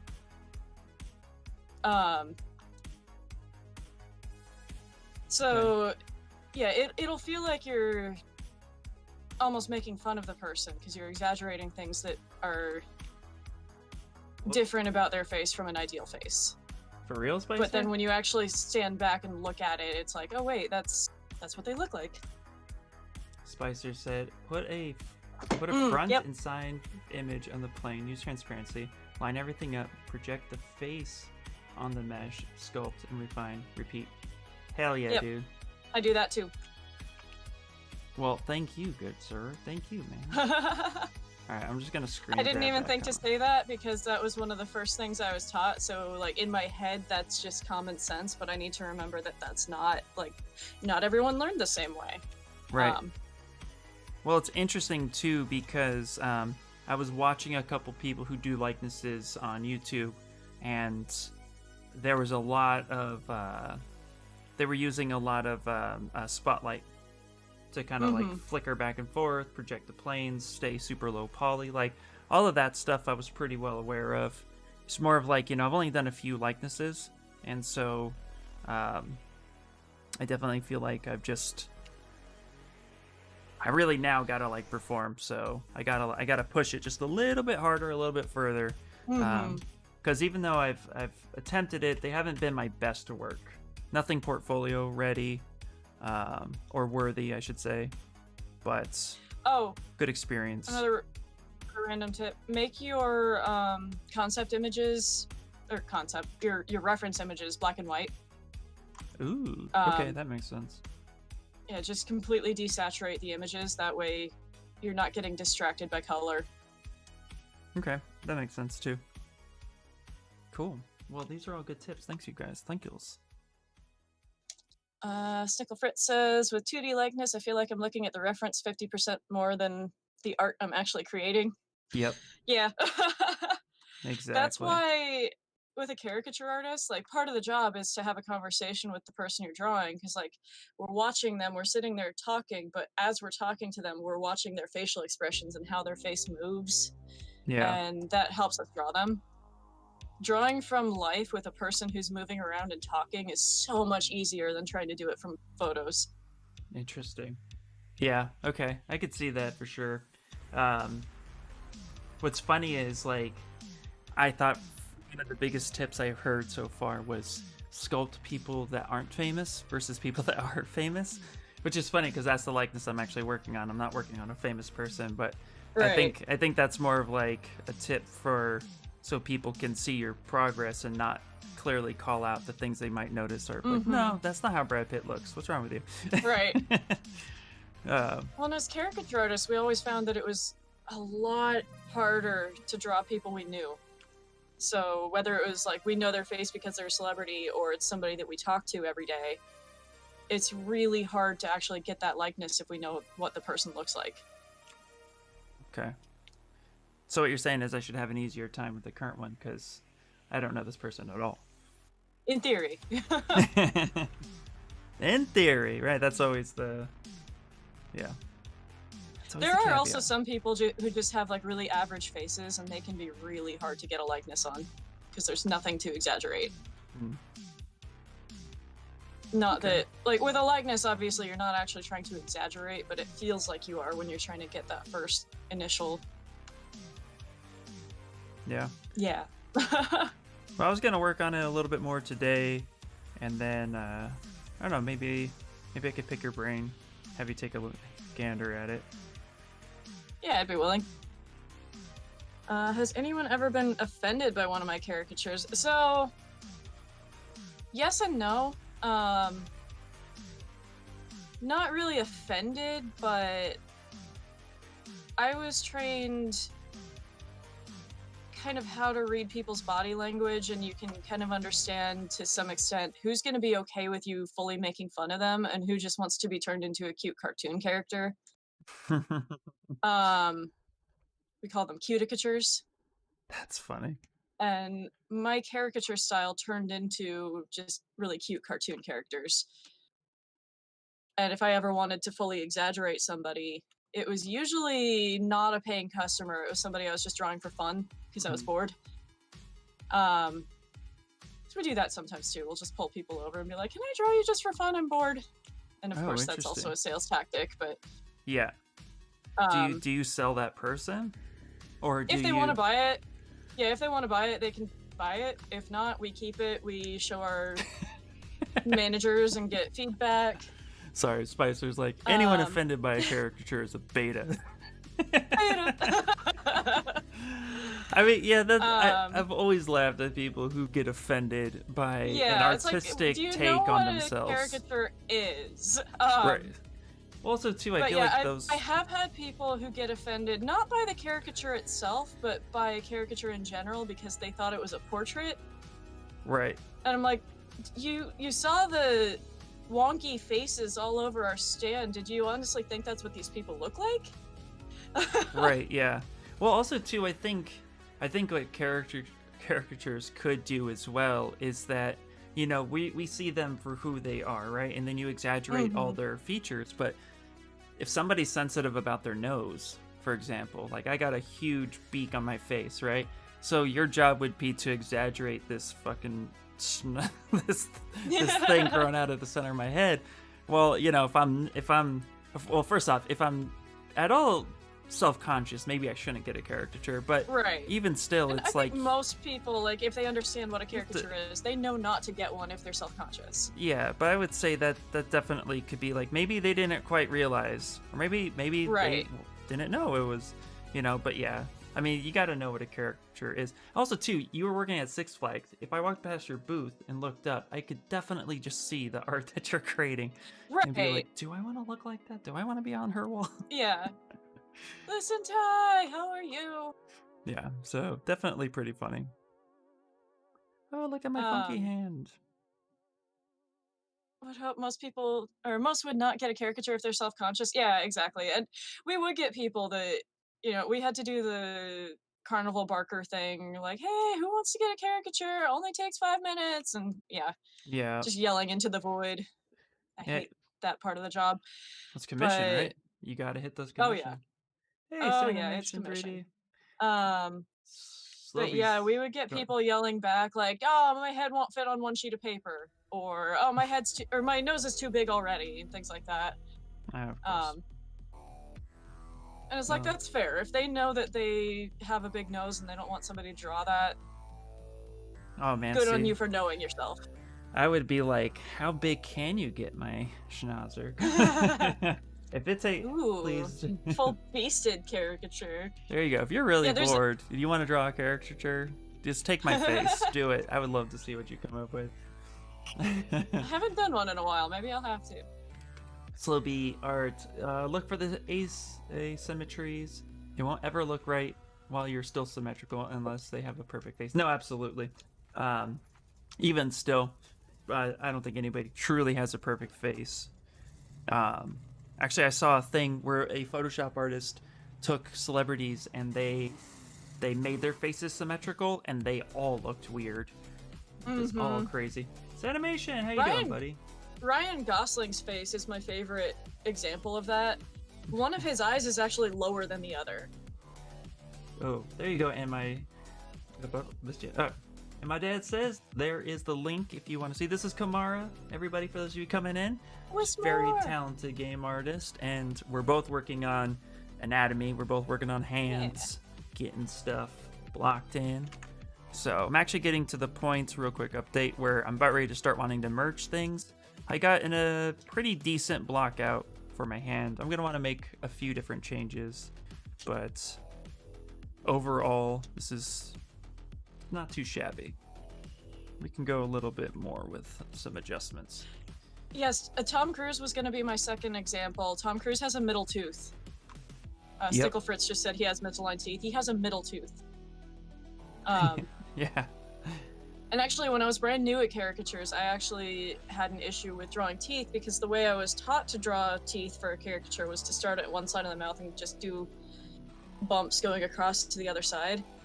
And every single time I tried to do that, I would end up drawing a middle tooth. Interesting. And my trainer said something like, "Why do you keep drawing everyone like Tom Cruise?" And I was like, "What? You're giving everyone a middle tooth." That's funny. That's really funny. But so it's like, we're all taught to draw using specific techniques, but then we have to figure out what we're doing wrong with those techniques and develop our own tricks. So I always had to start with like doing the two front middle teeth and then going out from there. Because otherwise they're Tom Cruise. Yep. I did a while ago, I did just a tooth study where I sculpted the top and lower jaw teeth, counted them, added a tongue. It was a weird experience, but it was pretty cool. Because I mean, I wasn't drawing, so I would definitely obviously just sculpt symmetrically. But yeah, his mouth is weird. It's bizarre. Ooh, hello Ryan, welcome in. Love what you guys are doing this week. It's helping me. Yeah, I'm glad. That's the whole point of this too.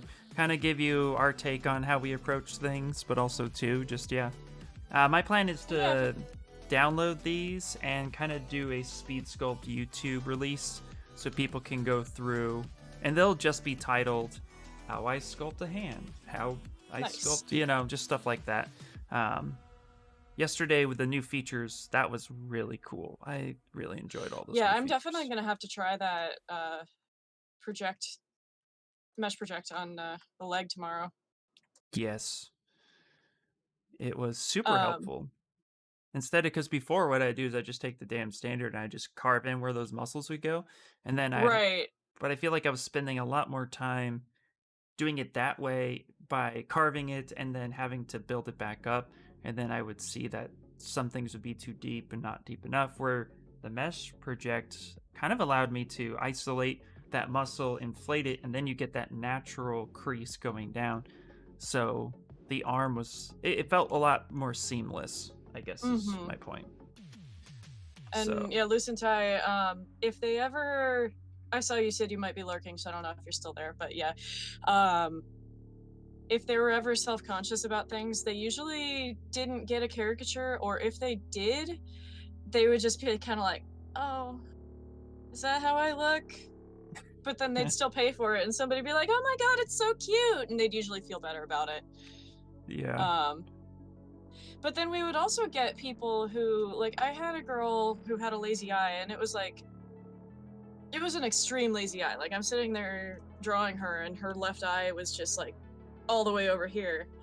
So I drew that because that's her face. She has a lazy eye. I drew the lazy eye. And then when she looked at it, like, I tear it off, I show it to her, big reveal. She started crying, and I was like, oh no, should I have not done that? And she's like, I get these all the time, and you're the first person who's ever actually drawn my lazy eye. Thank you. And I was like, oh, I did a good. Okay. I did good. Yay. Yeah, no, I mean, yeah, I don't know. That's actually, caricatures always scared me for that reason. Because again, I never wanted to offend anyone. But at the same time, they seemed really cool and something I'd want to do. So, but what can you do? When we did get rejections, like, there would be people who maybe they just didn't think it looked like them, or again, didn't understand what a caricature is, or maybe it was like a mom who didn't actually want to get it for their kid who really wanted one, and by the time it's done, the kid loves it, and the mom's just like, it doesn't look like him, and walks away. I'm sorry. It's like, you know, you can't win against the mom. You really can't. Exactly. There's no winning there. You just do what you can do and hope for the best. Yeah. But it was always really funny to me when we would get the mom that would say it looks nothing like him, and then the kid's like, but I want it! And the dad's over there going, what are you talking about? It looks exactly like him. Just pay for it. Exactly. That's so funny. You need to start streaming. So I feel I need to start streaming. I'm too shy. It's Animation 3D. You want to start streaming? Come stream with us. Yeah. It'll be a perfect way to start. I'm always up for streaming with other people. It was yeah, me too. It was a cool new approach. I agree, Ryan. Absolutely. All right, so I went ahead and actually merged my hand together, and now nice. I'm actually gonna Z-remesh it at like a 10. Fun dynamics come out at theme parks. Oh yes, we also had a lot of fist fights in the face paint line. Oh really? Jesus. Parents. Yeah, I was gonna say I'm not really surprised. Yeah. You know what I mean? Okay, so we didn't have fist fights in the face paint line at Six Flags. That was at the Philly Zoo, which is in West Philly. Which, if anybody knows anything about Philly and you hear West Philly, you understand. Yeah. Hi, Talon. Hey. Talon! I'm waving to you. Hold on. Hi. I'm waving to you, but I don't know if you can see me right now, so... Yeah, people that want portraits or a likeness that have a defining flaw already embrace that flaw. It takes confidence in yourself to want a portrait like that, unless they specifically say, hey, admit this. Yep. Actually, I have a really cool story, because before I really got into freelance digital sculpting, it kind of what broke me into the graphic design was I used to do photo retouches for Hollywood, and specifically this company I used to work for, Film Solutions. The job was to take all the photos from the behind this, either from set photos or thumbnails on YouTube, and we would go ahead and we would retouch them, and we'd always get very specific notes for certain people, and one of them in particular was Amy Adams. And Amy Adams had a capitalized double asterisk clause, and it said, do not ever touch my nose.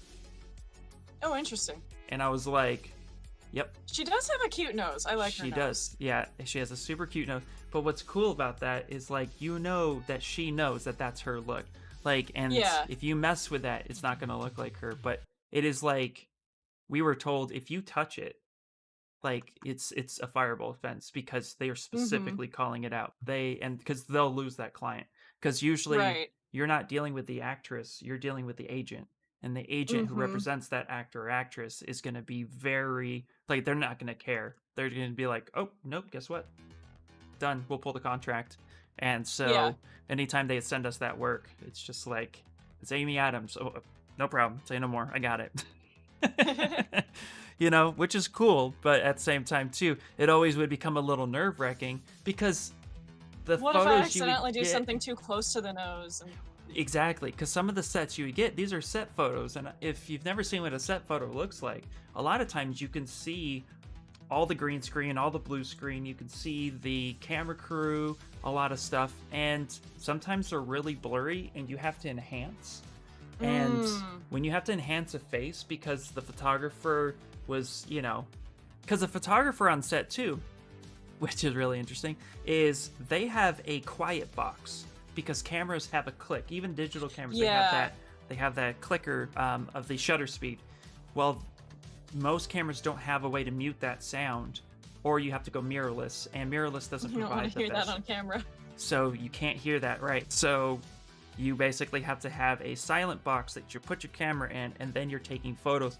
So it can be hard sometimes to adjust. So a lot of photographers just set it on autofocus and like pray to God they get enough photos.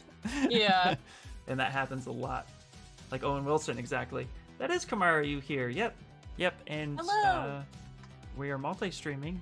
So there is the link. I have the link on like copy paste now on my side. So yeah, I always, when I'm multi-streaming with people, I always keep it copy pastable, and then I also have Nightbot posting it for me. Nice. Although it says Streamlabs, I promise that's actually Nightbot. All right, now let's see here. We're gonna go and back. Yes, Carbon. To be fair, it is Philly. That's Philly. People getting in fistfights over $10 face paint. Yep. Yeah, not surprised. All right. Now I'm merging my hand together, so then I can actually start kind of blending some of the shapes and actually have a base to sculpt on. I love how differently we're doing the hands. I think our arms kind of turned out being somewhat the same process, but the hands, like I've snake hooked my fingers out and I've been sculpting this whole time. Yeah, I build with primitives. Yep. Yep. Shane has convinced me. That's what I was doing with the beetle, and I don't know that I have a preference with one or the other, but I definitely see the use for each process. Absolutely, yeah.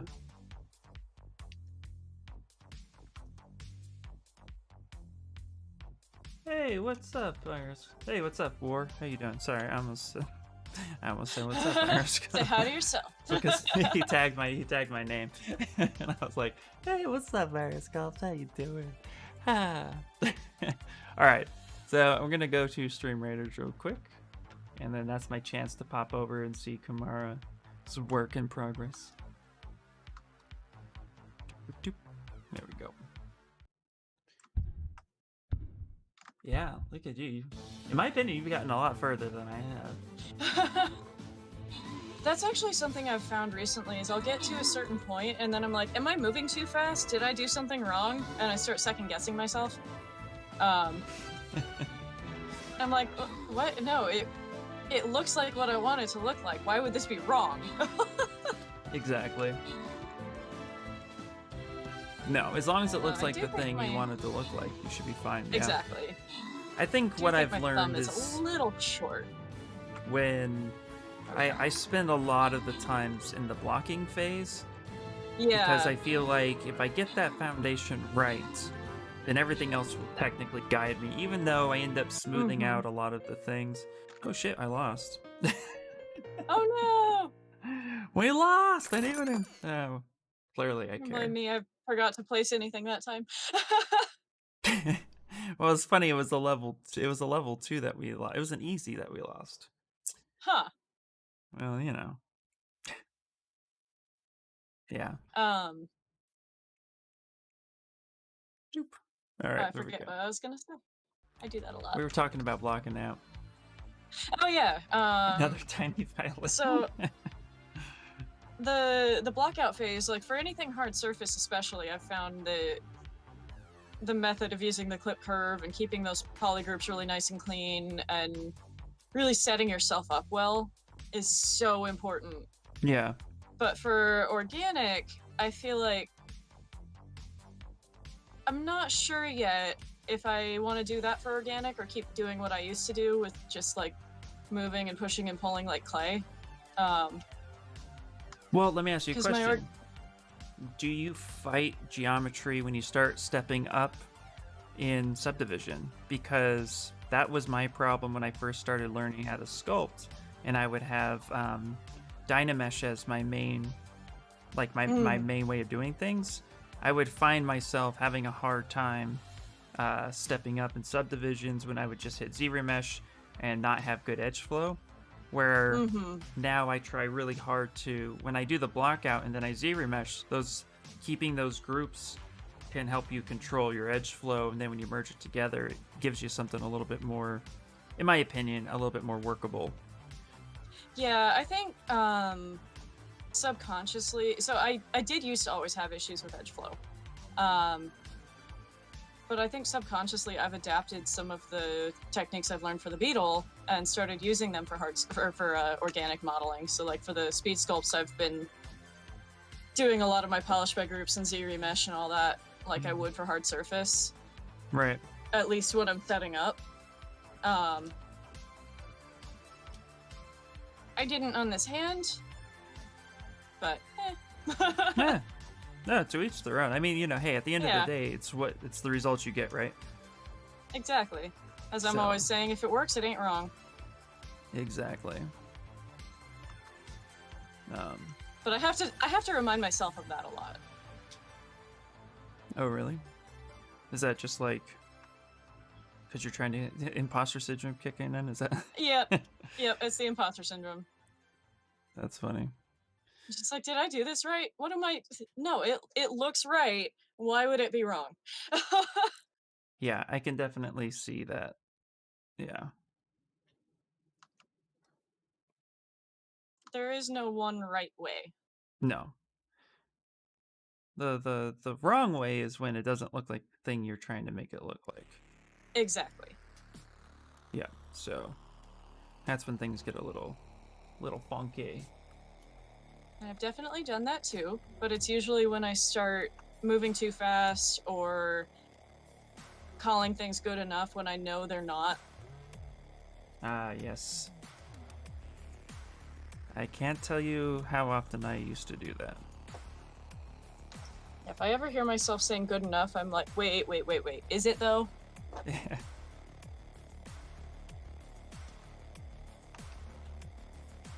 Good enough. Good enough is when I'm working with clients. I will use the good enough part when I feel like, right when I feel like I'm noodling it and I'm not achieving any more, I will say, okay, I think this might be good enough to send off and get some feedback. That's when I use good enough.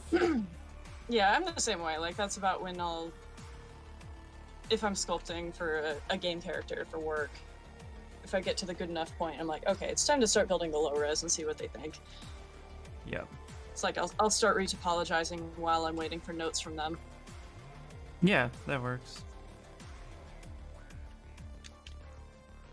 I'll just start a new project because I don't have to retop.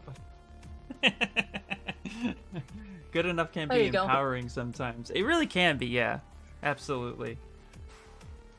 I guess it just depends. Like, my personal projects, I will never say good enough.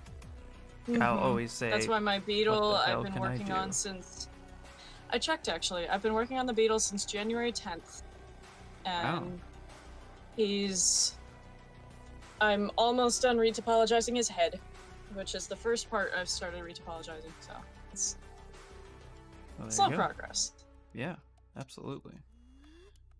Okay. All right, now I'm ready to step up in subdivisions, I think. Ooh, Death strongly disagrees with Snickle. We're gonna have a fight.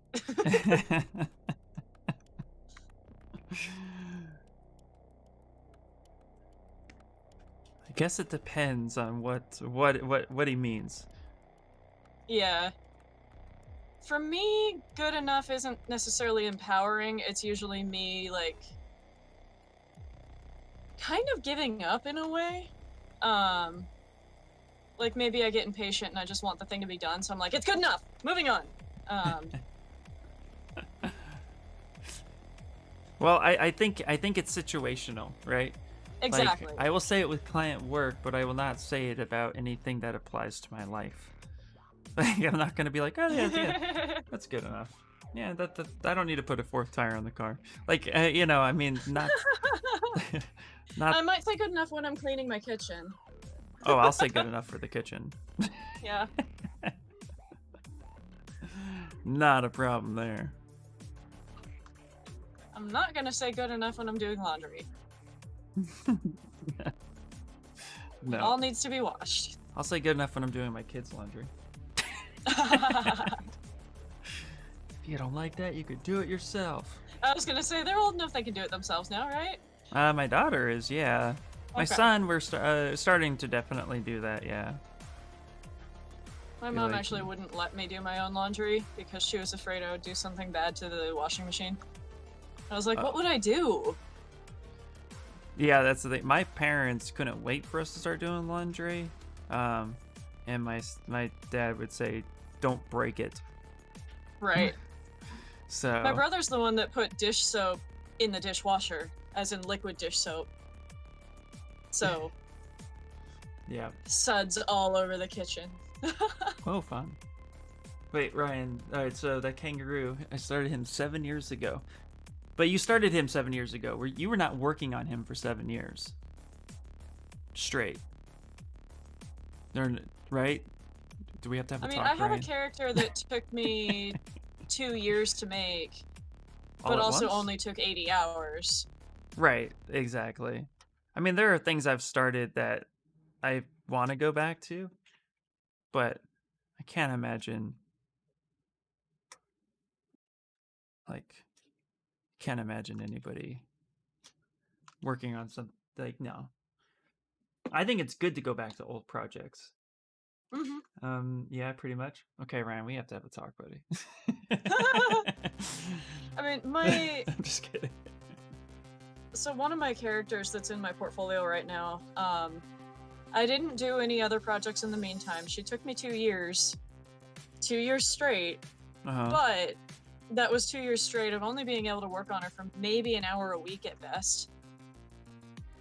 Yeah, you know, I mean, that makes sense. Yeah. I mean, I could see that, like, that makes sense. I could see how that is. I don't know. I can't do that. I'm an all or nothing person. Okay, so I'm not knocking anything here. I can't do that. I can't be like, oh, I'm gonna work on this for an hour a day for, you know, and then no, I get fed up by day 3 and then start something else. I would have done that, except that the entire point of doing the character was a portfolio piece, so I really wanted to get her done, but it was taking forever because I was working like 60 to 80 hours a week, and yeah, that was all the time I had for sculpting at the time. So starting something new wouldn't have helped me. That makes sense. Although, I mean, I was the guy who was like, oh, look, I sculpted a cool mushroom. Portfolio piece. Yeah. Oh, look, I sculpted this thing. Portfolio piece. I just figured my portfolio. I always knew, because of my 2D background in high school, I always knew that portfolio was a living, breathing thing. Like, you're always going to change stuff out. So I never worried about what was going into my portfolio in the beginning. I just had something there. Yeah. Because I felt like, and this is what our art teacher told us back in high school when we were building our first portfolio in 9th grade. He was like, have something in your portfolio. It may not be the best in the world, but have something to showcase you could do what you say you're trying to do, and then we'll correct it. But I think the goal was for him. I think the goal for him was to say, like, we're gonna correct it, you know, as we go along, so don't worry about it. I think it was just to get people to not freak out about, like, well, I don't have you know, I don't have anything worth putting in a amazing drawing. portfolio. Yeah, I think that was his overall goal to do that. Yeah, that's Um, always a lot of my advice for, I used to train caricature artists too, and a lot of my advice for that for people who were nervous or, just learning. Everybody's nervous about doing their first caricatures. yeah, Um, it was always just get started, just do something. It's gonna be trash. It's fine. We'll work on it from there, but just do something, and then we can figure out what to work on. yeah. He is, Ryan says he is for a game. The IP has about 9 characters plus him, and a very DuckTales-esque story. His gameplay was rooted in classic games. I should compile a timeline on how much he's changed. Ooh, interesting. Yeah, I would love to see that. It's a DuckTales. I watched most of the new series. It's so good. Oh, yeah, I want to start it. I've only seen a couple episodes. Snickles, I misread. I didn't read this one. Yeah, if it's my OCD kicking in and giving myself the permission to move on, then it seems about right. No, I definitely agree with that. There's a point in which, as artists, we tend to beat ourselves up too much about something. I actually kind of did that a little bit in my last character stream, where I was starting to hate what I was sculpting, so I used the good enough idea to move on to another section, and then I do that when I'm blocking out. I'll be like, that's good enough for now, like, let's move past. But that's to keep everything even. So, yeah, like anything, it's how you do something.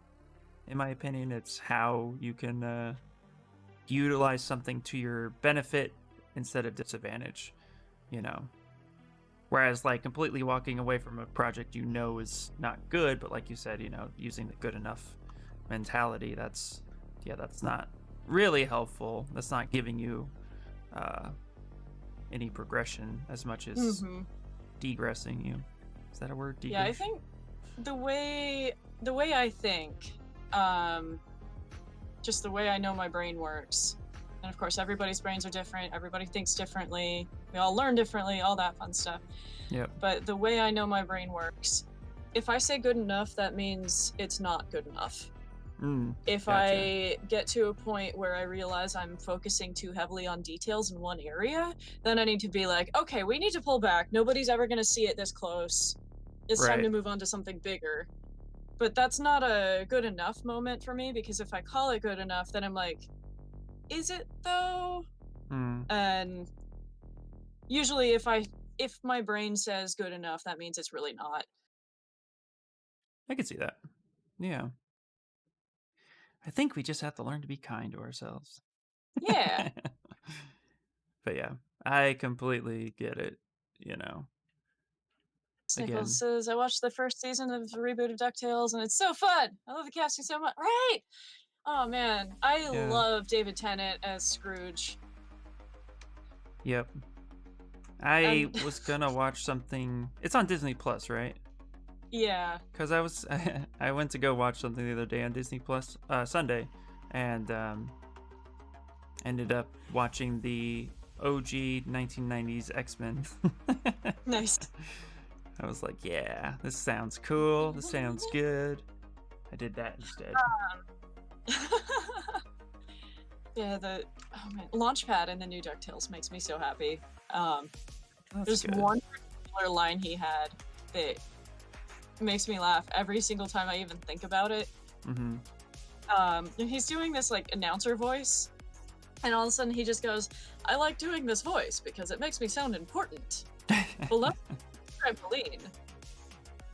That's funny. Yeah, I hear it's great, so I'm gonna have to do it. Sculpt without emotion or doubt. Yeah. Spicer for life. Yeah, you love the new DuckTales series too. You're very sad it's ending. No, don't. Well, everything has to come to an end. Damn it. Ended on a high note. Yeah, that's always it's always the goal, I hope, for these shows. Okay. Spicer, I'm very offended that you're watching him and not me.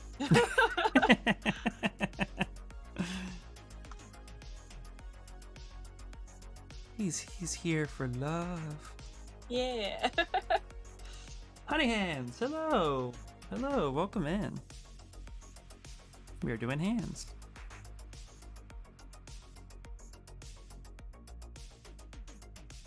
Yep. David Tennant is amazing, plus Ben Schwartz and Lin-Manuel Miranda and Paul F. Tompkins. Yeah, it's so good. Yeah, it's a cast that just keeps giving. Mm-hmm. Yeah. And, like, they actually gave the triplets their own distinct personalities now. See, that's Webby really has cool. a personality. Okay. All right, you convinced me. I love Webby. I love the original DuckTales, so the only reason for not watching it is sheer laziness. I know a handful of people who don't like the new one because they're just so overly nostalgic for the old one, but I genuinely think they improved on it.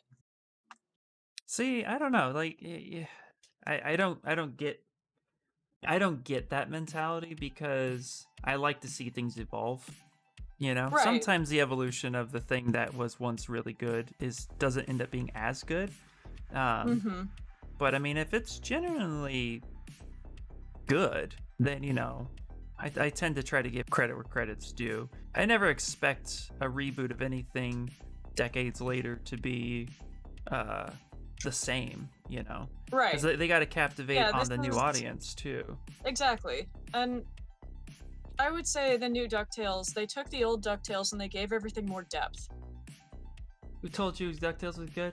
Well, you did, Snickles, and then we watched one episode, and then that was it. So, you know, just saying.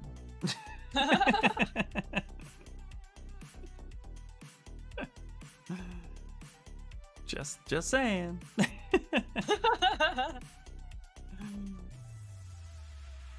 All right.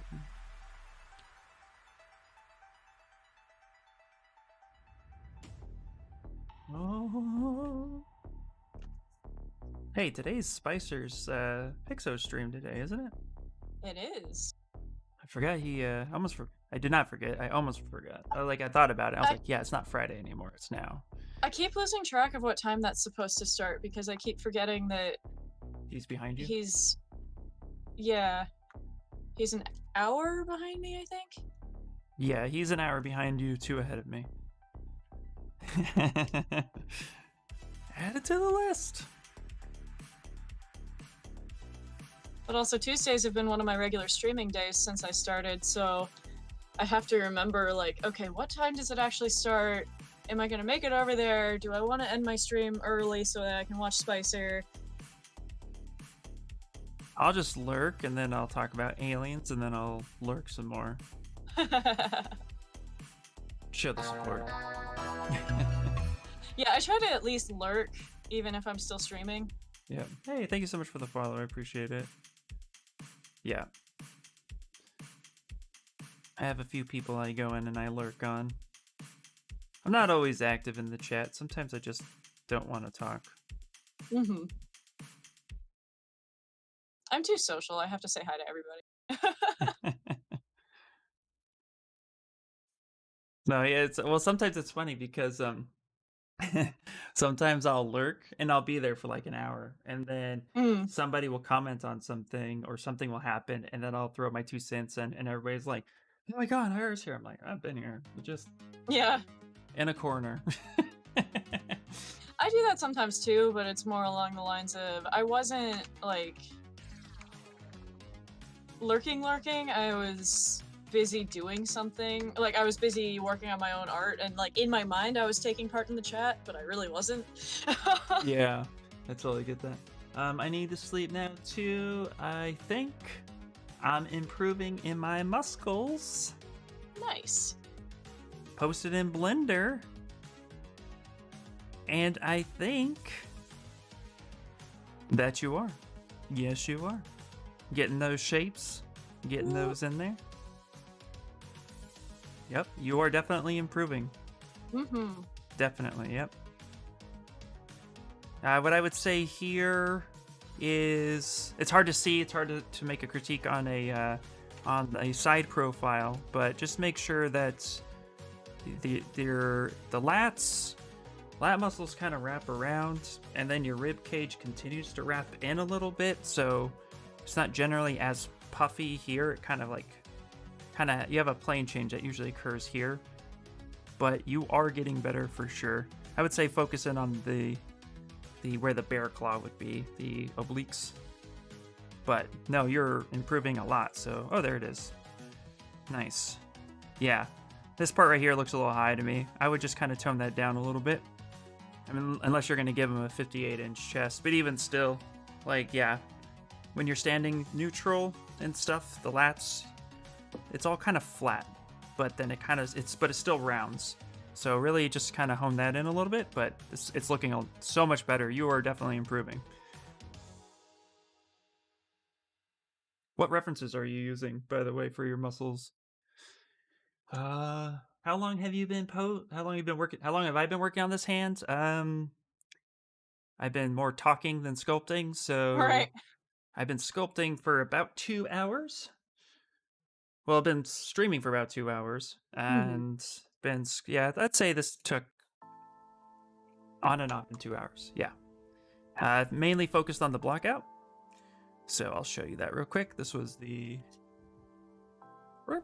blockout that then ended up stitching together and then welding together, and now this is what we got.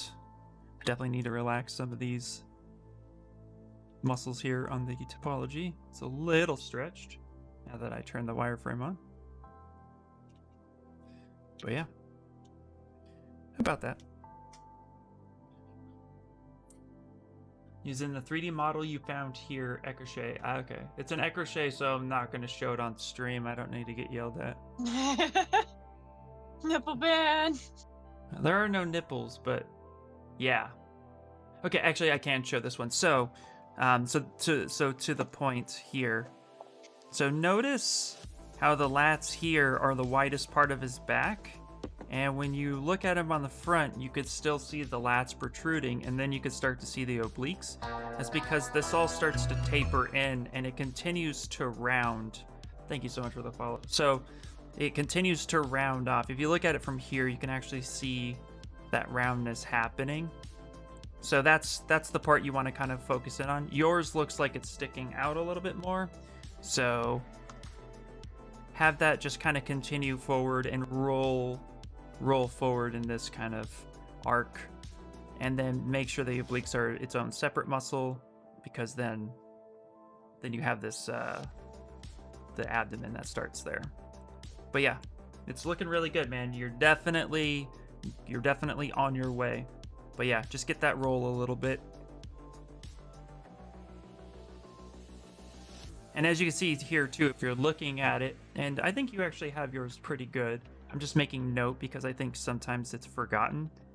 Yeah, you gotta hear right. The pectoral muscles, unless you're bodybuilding, don't generally stick out past your abs. It's almost like a flat surface that kind of swoops in a little bit, and you have that, so that's good. But yeah, just get that roll, that roundness happening. Great job, and great resource, by the way. This is a really great model. Yeah, this is also fascinating, but so over my head. It's amazing what you guys could do. You're not over your head. No way. You could do it. Come hang. Do it. But yeah. You can do it. Okay. I think I have this thumb sticking out really too far, so. Ooh. DQ with the raid. Hello, welcome in. Nice. Thank you for the raid. How's everyone doing?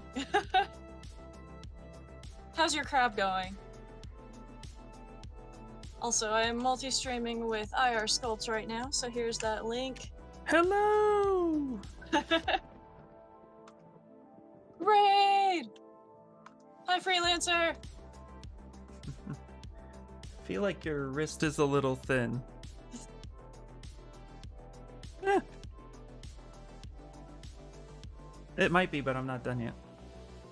For a second, I thought you were talking to me, and I'm like, is it? No. Nope. Tired as hell, been sitting my ass in this chair since 7:30 a.m. Had enough. Oh man. Isn't it like, what would it be there, like 1 a.m. now? Probably. Yeah.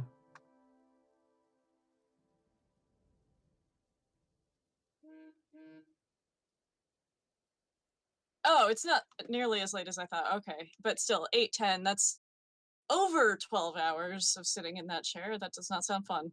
Wow, that's crazy. Okay. Gonna increase the smoothness a little bit. We're gonna start smoothing out these hands. Get away from the sausage fingers that's happening. Tried to dive into Blender and was completely overwhelmed. Well, that is okay. Start small. Learn the basics. Have you tried the Blender donut tutorial? Because that is definitely a great place to start. Everybody donuts. Yep. Everybody. DQ has a freelance gig that's paying well, albeit a bit dull. Well, at least it's paying well. Yeah, that's really good. I gotta fix these knuckles a little bit. DQ has a donut shirt. Nice. Okay, By the way, anybody in here who's not seen me before, since I got new people, I'm Kimara. I am a 3D game character artist. Sculpts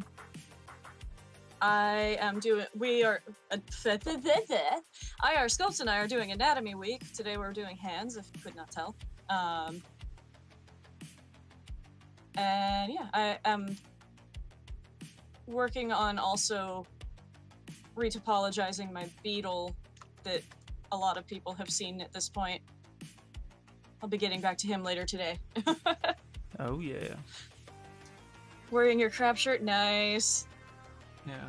Let's see. Blender. Ryan says Blender is overwhelming when you start. It is. Actually, I find most 3D programs can be overwhelming when you start. Yeah.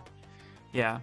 I'd Especially say since they can't seem to agree on like navigation and things like that. yeah. I think as far as starting out ease of use, I have to give it to Fusion 360 because if you're mathematically inclined in any way, you can just literally draw a rectangle or a circle and then hover over the face and then extrude it and you got a shape. And then that's encouraging. Or you can literally type in your dimensions and get that shape and then extrude it and then you're good to go. But Fusion 360 I think lacks a lot of power and the free flow ability that they kind of allude to in the beginning. I feel like it then gets more technical, more mathematically advanced quicker.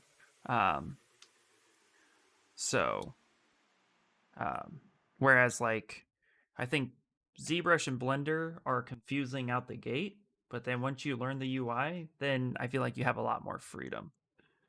Mm-hmm. I'm agreeing as though I've used Fusion or Blender. Fusion's pretty cool. I had it because I used to do Mastercam in aerospace, which is primarily used to convert models into G-code for CNC machines to operate. But you can also model in there, and it's a very two-dimensional, at least when I was using it. I'm sure there's like a version 40 by now. But I was using Mastercam 8, and it was pretty much like primarily a 2D plane that you would draw out and then have your tools run their simulations on to get the program that you really needed. Wow, this thumb's all funky. So I felt like that was easily a lot more Fusion was a lot more user-friendly for me just because of what I was used to using. But for starting out, I feel like while Fusion is good, it is definitely not the best. Where I would much rather start with a more complicated program like even Rhino or Blender before, as a first timer. DQ says Fusion's great, but I dislike Autodesk's horrible ownership of it, requiring internet to work. Yep. That doesn't sound fun. No, yeah, you constantly Just imagining it, like, if you need internet from Maya, I would have been so screwed so many times when I was in grad school. Yeah. My internet would go out, and then I'd be like, I need to do homework! Well, I have my references, I have Maya, I'm good. Yeah, Fusion constantly needs verification, and I think that's stupid.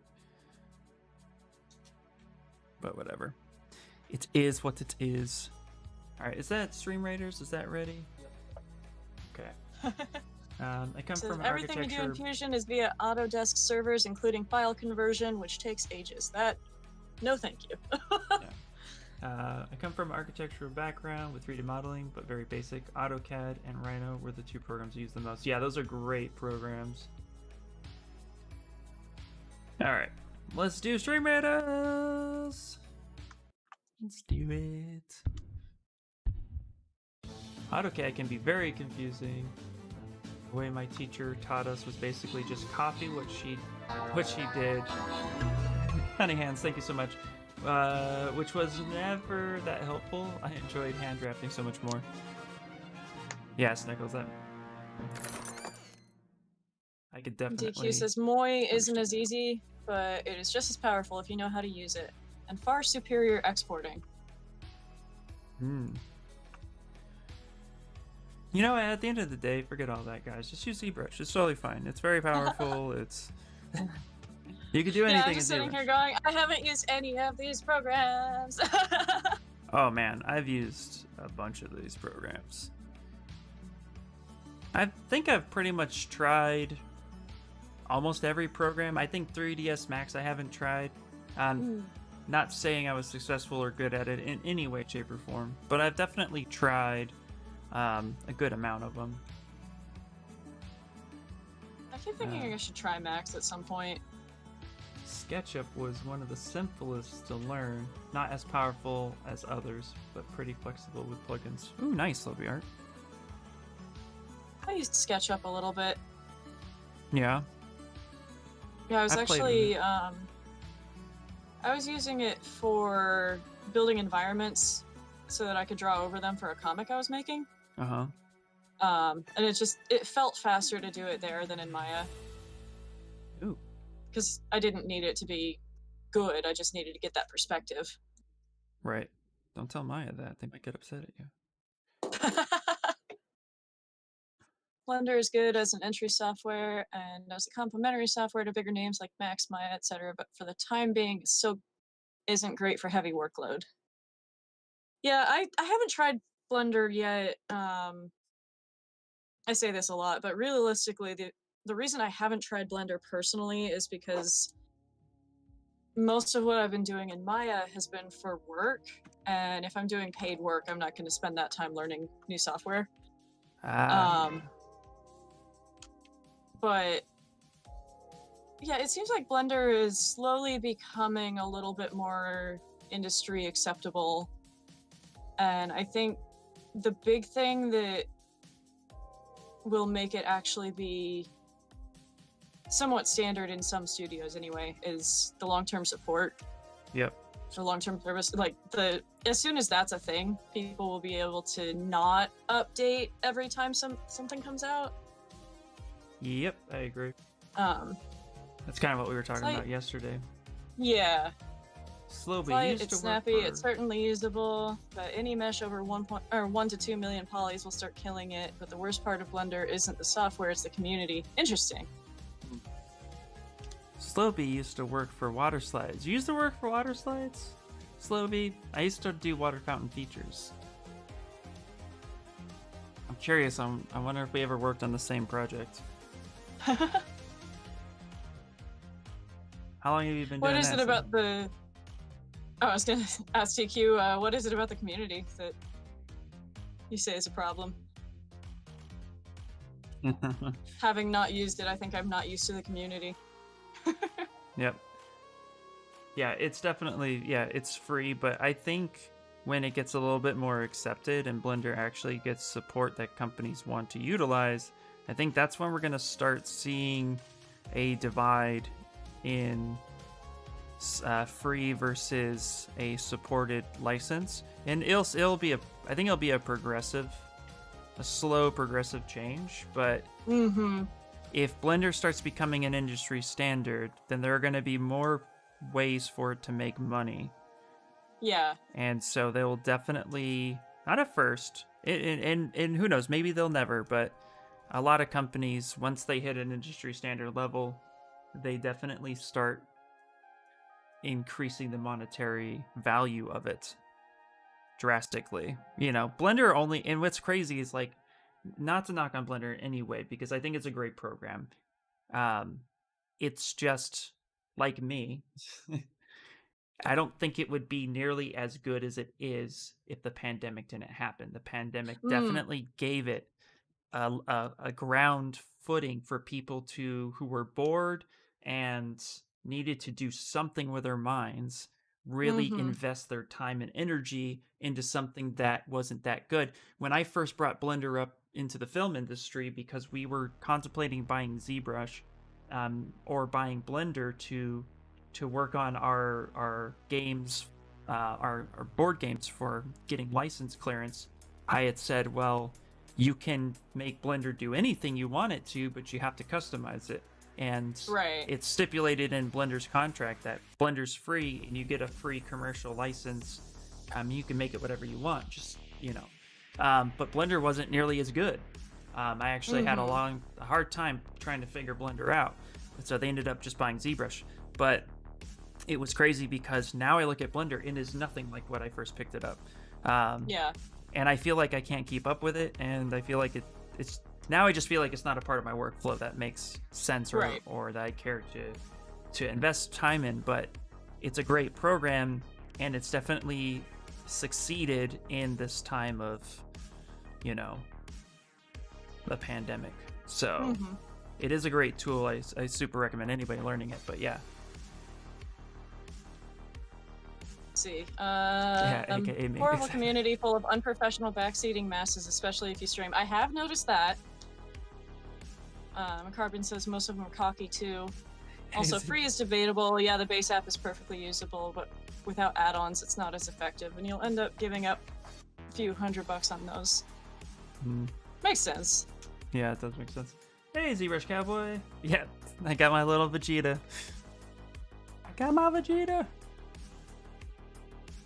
Yeah, I'm always saying I get a kick out of the people that go into specifically the Pixelogic streams and they're like, why aren't you using Blender? Because you're on the Pixelogic channel? Yeah. Somebody wanted to know my opinion on 3ds Max, and I never used it, but yeah, we just tell people, this is a Pixo stream. If you want my opinion on another program, hit me up somewhere else. But yeah, we're doing ZBrush today. And then they don't. Yeah, then they don't. Usually that actually gets them to leave. Or they lurk. It depends. Depends if they're interested in what you're doing. But yeah, I know, it's funny. And Max is good for blockout, but it's expensive. Yeah. I think anything Autodesk is expensive. I mean, that's what I tell people too. It's like, you know, even at $900, ZBrush is by far the most affordable industry standard program, in my opinion. Yeah. And I've looked at Nuke as well, because somebody asked me to learn Nuke a couple years ago, and I was taking a look at it, and I was like, I don't think I can learn this in a 30-day free trial. So I never really attempted it, but it was pretty expensive when I was looking at it. I had somebody come into my stream the other day that they were asking me like how much all my software is, and I was like, oh, you know, like Topo Gun, I just paid, I think that its price tag is $100, and then there's like, you know, all the different programs, and they're like, wow, you got the big bucks, and I'm like, no, I do this for a living. Yeah, exactly. Yeah, that's true. You buy it once and you own it. Exactly. Very cool. Had to do a blueprint layout recently, and had to hack some software online to photo match it together. That's funny. Let's see, I was trained in Maya. Ryan says I've originally started in Blender a long time ago. It's so hard to break the Maya workflow, but I want to get back into Blender. And now you can. Yeah, Nuke is for Investment composing. versus expense, exactly. Yeah, Nuke is for composing. Yeah, I was looking because I was doing before the pandemic, before I got into sculpting for the industry, I was photoshopping and I was graphic designing, and the option of using Nuke had come up at some point when I was looking at a certain company, and that they used it primarily, and they asked if I knew it because they were planning on bringing me in, and so I took a look at it because they were like, if you can learn it in a little bit, we might have a workflow coming in. So it was something I was looking at one point, but yeah, it's definitely for composing.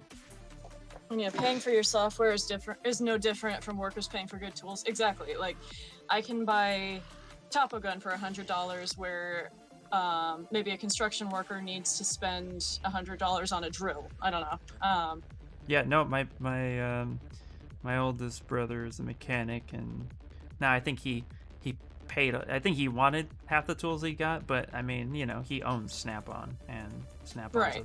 crazy expensive. I think he went in debt to get that. That's another topic. Yeah. Right, I think most people would go into debt paying the price that Autodesk asks for Maya. Yeah. I would buy Autodesk if there was not a subscription. ZBrush Cowboy, I would have Maya. I would have, Fusion 360 still. Yeah, if it wasn't a subscription, F all that crap. Do I still work on water parks, Slippy Art? No, I don't. I haven't worked. When I worked on water features, it was about 6 years ago. Yeah. I worked for them for about 3-4 years. I was originally in aerospace, CNC programming and machining, and then I moved there when I wanted to get out of aerospace for my own personal reasons. And then, I was there from... What was I there from? I think I was doing water features until 2015. Yeah. It was what I hate about the fun. community is that someone would need help with a specific program and a Blender user would say, you should use Blender, as if that would solve all other problems. I know, yeah. I've seen that. Also sounds like, Carbon, were you there in the dojo when I was starting to explain why I haven't learned Blender yet? Because someone popped in, and I'm not gonna say who, but someone popped in and it was just like, oh yeah, I haven't learned Blender yet because, and he's just just went off on like, oh, you should use Blender because blah blah blah blah blah blah, and I'm like, That's hilarious. Okay. Slow B. I did fountain features for everyone, including theme parks, Universal Studios, Magic Mountain, some stuff we've even done for Disneyland. Yeah. But mainly you'll see my work at the Bellagio, the Dubai massive fountain feature that's there, the fountain features that are massive right now in China that go off. Like, yeah. Fancy. Yeah, I studied at Wholesale Goodness 9 years ago. Back then they focused on Nuke. I think Avatar was composed in Nuke about the same time. Hey, Blender is nice, don't get me wrong, but it is not at the level that I need it. Exactly. That's how I feel too. Yep, the steady walks, Nichols. Yep. Yeah, Blender is just not at the level that it needs to be for what I do. Exactly. I think that's the best way to put it, And because I make statues and toys, I don't need to be in other programs like Maya for retopoing, and I'm not going to get Maya specifically for a render engine. That's where I have Marmoset. If I ever want to texture something, I have Substance, and Marmoset now. I even have 3D Coat for painting and stuff, but most of the time I can do all that in ZBrush for a good chunk of it, since I do high-res sculpting. And most of my textures have to print. And yeah, that's a knuckle. This is pinky, or her pinky. It's a female hand. But also, thank you for the hydrate. Okay, so. And Carbon, I was just talking about last week during our speed sculpt when that person wouldn't let me explain why I don't use Blender. Look, you just don't use it, and that's all they needed to know. Right. Well, and I hadn't even gotten to the word yet. Like I said, I haven't learned Blender, and I started to say yet, and he's just like, oh my god! You can't please everybody. Yeah. That's what I've learned. But I also barely use Maya. I mostly use ZBrush, and then, like, I started using Topogun for retopology. I have been using Maya for UV layout. I'm thinking I might try Rhizome UV for the beetle. That would be cool. And then, like, I rig for work, but I'm not a rigger by any means. You do it. I'm very bad at it. Yeah. But you still have a job, so you can't be that bad at it.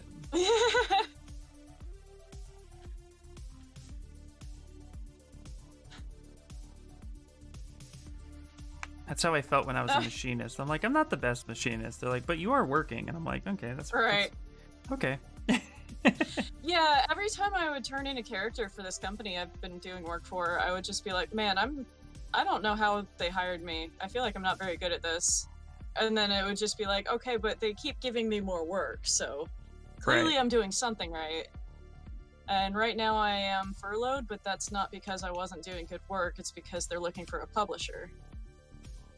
Yeah. Yeah, job as a rigger, it's so techy. I'm scared that... I'm scared being that Python milk. Yeah, rigging is technical, absolutely. Mm-hmm. No bueno. No, I would rather just cut keys all day long. Actually, I would rather... all the other technical stuff. I don't want to do rigging, though. I would rather retopologize all day long than rig. Mm-hmm. Same. I can throw a rig on. Like, I can build the skeleton, and I can bind skin, and then I can paint some really mediocre skin weights. That's it. Like, well, that's once okay, it gets to things like IKs and trying to make sure the skin weights are actually useful, I'm like, ugh. Nope, I just call Peter. Peter. And then hands and faces. When I have to do hands and faces, I'm like, you want me to do what now? Oh, jeez, yeah. Have you, speaking of hands and faces, have you tried, was it blend shapes, I think it is? I haven't. That's the current plan for once they get a publisher and having me rig more stuff. They want me to try using blend shapes, and I'm like, I'm gonna be learning on the clock. Yeah, because I think blend shapes, I think you can do that with layers in ZBrush. I saw... Pablo Munoz, a couple of the what am I trying to say? I don't know. Human models, like the pre-existing projects in ZBrush, they have layers with things that move, like you can open their mouths and move their arms in and out. That's cool. Do you guys And you have to bake those before you can sculpt on them. Oh, interesting. ZBrush Cowboy says, do you guys think, or what do you guys think about this new Unreal Engine thing with the people generator or DAZ, whatever? It's, okay, so are we talking about the, we're talking about that, the metahumans? I think it's pretty cool.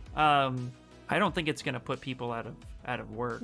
I think it might change the jobs, but the jobs are still going to exist. Yes, jobs will definitely still exist. Hey, thank you for the follow.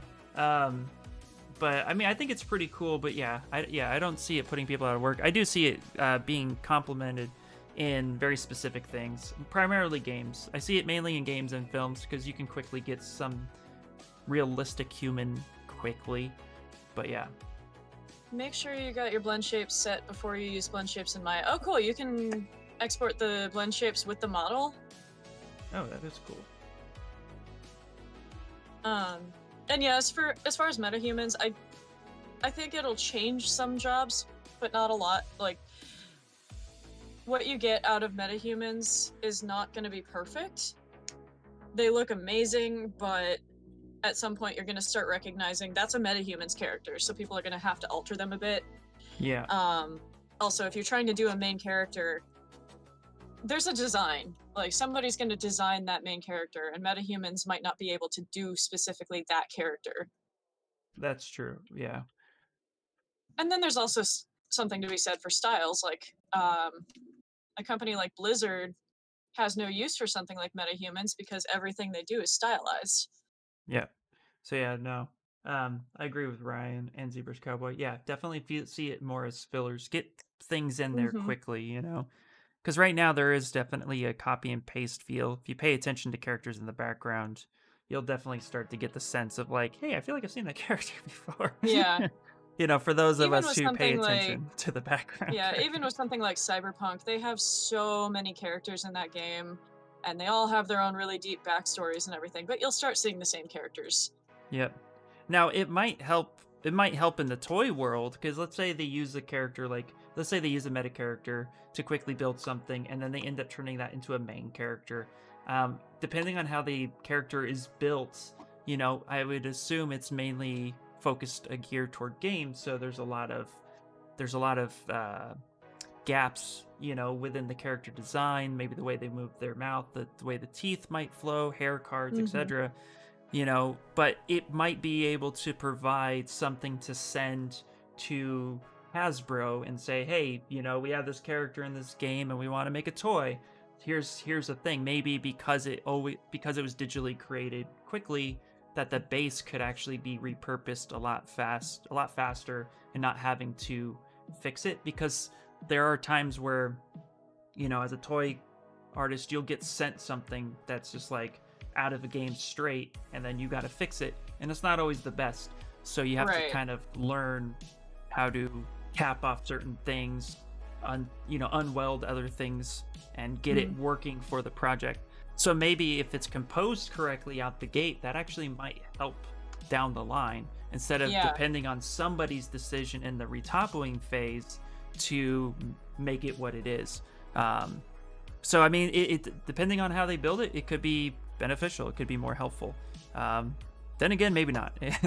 Maybe that's me being optimistic at this point. Like, please let it be good. DQ is off to get some rest. Alrighty. Bye, DQ. Have a good night. Yeah. Same thought. And bye, Licky Licky. Same thought process. Interesting. Yeah. When you see 4 people walking around the exact same nose and shirt, right? Yeah. Yep.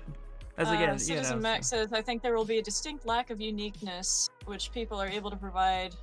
Plus, artists will be more capable of adapting and changing details. I imagine AI struggling with that. Yeah, exactly. So when I say I think the jobs are going to change, companies using metahumans are going to have character artists that need to go in and edit those characters now versus building from scratch, but the jobs are still going to exist. Yep. Well, and uniqueness needs to still be a factor in order to sell your game, you know? Because think about it, if this were to put character artists out of business, this would also put concept artists out of business, which I just not going to happen. You know, a 2D concept artist is going to come in and be able to draw 5 or 6 really good concepts in a day, and provide different elements in a different take, where a computer is only as smart as it's built. And so a program like that is right now. But I mean, you know, the program's only going to build the assets that are inputted by the user. So and the creator of the program. So there's going to be limitations, but maybe there'll be variations of that where it's like, well, this is a stylized metahuman, this is a realistic one, this is, and then you kind of can pick your flavor, but it's still going to be limited. So yeah. Citizen Max says it'll be a tool to work with, but it'll probably take a lot off the workload. I don't even know if it'll take a lot off the workload. I think it'll just give artists kind of more freedom to get more detail in there that they maybe wouldn't otherwise have time for. Because, you know, if we have, say, 2 weeks to make a character, now all of a sudden that character base is already made, so we have 2 weeks to spend making that character better. Right. Also, I honestly don't think a lot of big studios are going to be using metahumans. I think it's going to be more of like the indie studios that were already buying pre-built assets. Now they can have more unique assets. Well, maybe it will provide more jobs for texture artists. A Right. really good, solid. Reskinning and You want to make money in this field. I mean, that was actually when I was first starting out. That was one of the things my teacher told me right out the gate. My very first ZBrush lesson was, if you wanna make money in this industry, and you want to be technical, a texture artist is the way to go. Like a legit texture artist who can do realistic assets, realistic skin textures, hairs, all sorts of stuff. Like, you can make money there. That actually might open that industry up a little bit more if, like you're saying, you're getting a base mesh quickly and you're getting you're getting sculptors coming in and making those characters, but they still need to be textured, and improved on. So that actually might open they have textures too, but you can improve on them. Yeah, so it might do that, which would be really, really cool,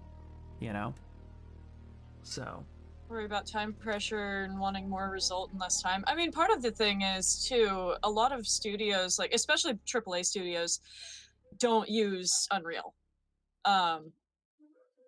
They have their own proprietary engines. Yeah. And in order to take something from metahumans and make it work in their engine, it takes a lot of editing. Yeah. Well, I wonder what I wonder about, and I'm curious on what Ryan and ZBrush Cowboy in particular think too.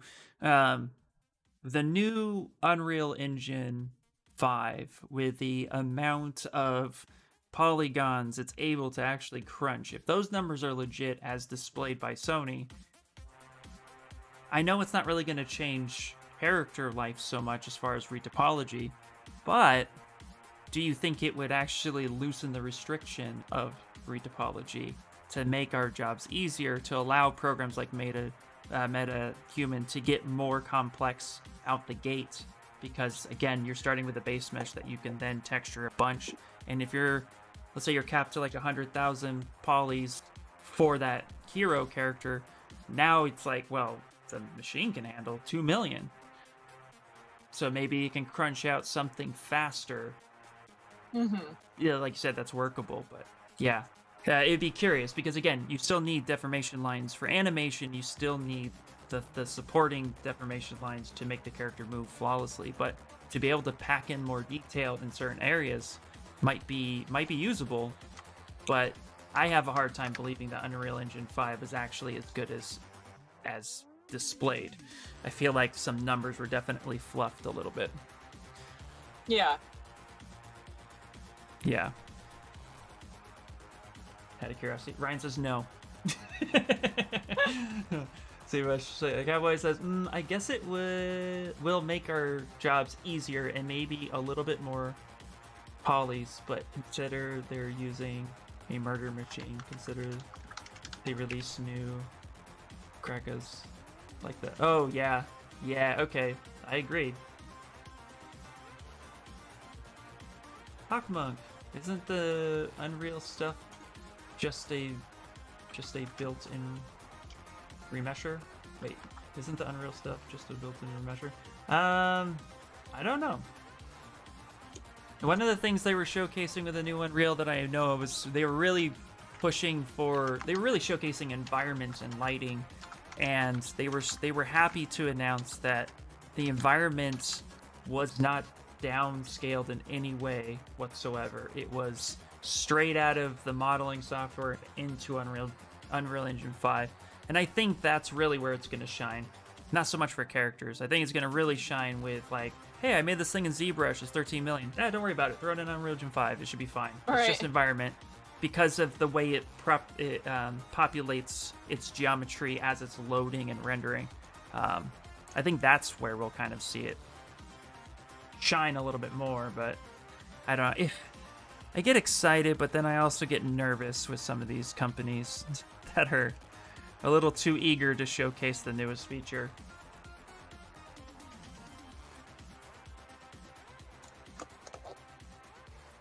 It's my hot take. That be my hot take, peeps.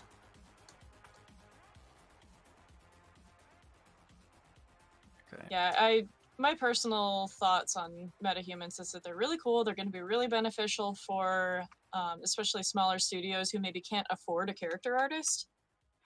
But bigger studios who already pay character artists are still going to want to have them make things more unique.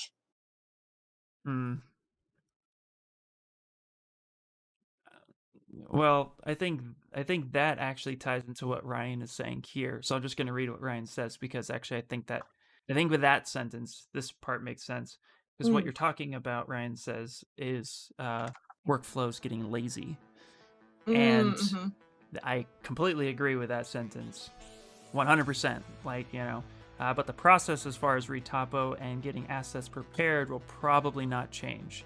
You'll start to see a lot more clutter, more assets on screen. You're going to see a lot more work being dumped into non-physical assets like atmospheres and lighting, which I completely agree, hands down. Something my buddy Nox had said once before that's kind of parallel to this is what we might end up seeing is a workflow change. Not necessarily lazy, but what he brought up, what he was talking about, and I disagreed with him a little bit, but the more I thought about it, the more I was like, I don't know, I guess I could see it being something, is that someone will develop a new process. We'll say Pixar, for example, because they're like the forefront of reinventing the wheel, is that you'll see somebody come in and say, hey, we used to rig characters like this.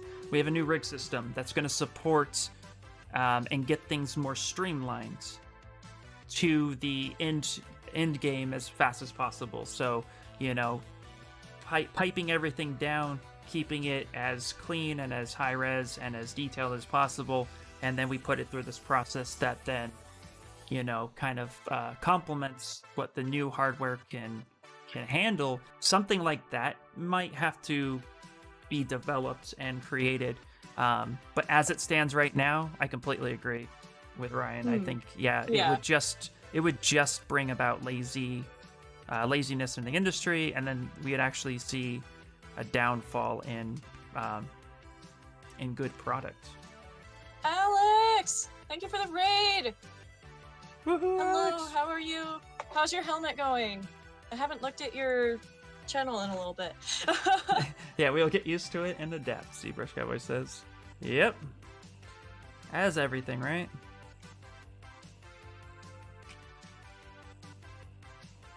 So, to everybody that just popped in, fraying, it's going, yay! Yeah, that helmet is looking so good. But yeah, so for everybody that just popped in, I am Kamara. I am multi-streaming with IR Sculpt right now. Here is our multi-stream link. Hello. We're doing Anatomy Week, and today is Hand Day, so we're both sculpting our own hands. Yesterday we did arms, tomorrow will be legs, Thursday is feet, and then Friday we'll be doing faces. Yep. Also, Citizen Mech, I don't remember if I thanked you for the hydrate earlier, but I did do it. And for the faces, we'll be doing like generic faces. Maybe I'll pull a concept or something, but it's not going to be a likeness in any way, shape, or form, unless you're feeling froggy, squirrely. But for me, it will just be a generic face, just getting proportions and stuff, following the basic ideal of what a face should be. So I might try to do something a little caricature-y. We'll see. Oh, see what I'm feeling on Friday. Oh, I got a battle. Boys. Battle time. Hand looks dope, by the way. Thank you. Starting to get into the details. Notice the hydration. I think you did thank me, but you're welcome. Thank you for the entertainment. I do what I can. This is a big improvement from square to this. Hey, thank you so much for the follow. I appreciate it.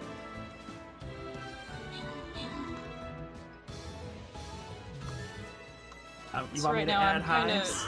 I'll detail and add ridiculous hives. Should I 3D print a back scratcher? That would be really cool. Oh, thanks for the follow. Is that Chosen? Is that how you say your name? Yeah. And Macaw, thank you for the follows. Much appreciated. All right. Yay! Winner is Kamara. Look at you. You're on fire. With my 1 unit. You know what? When people say they don't win anything, I encourage them to just drop 1. Right. Because they seem to win the most. I mean, I seem to get a fair amount when I drop a bunch too, but I don't know. I guess it's just timing. It's depends. Yeah. Yeah. All right, so where I'm at in my hand, I'm going to start adding back the fingernails because I feel like hands just don't look right without them. Right.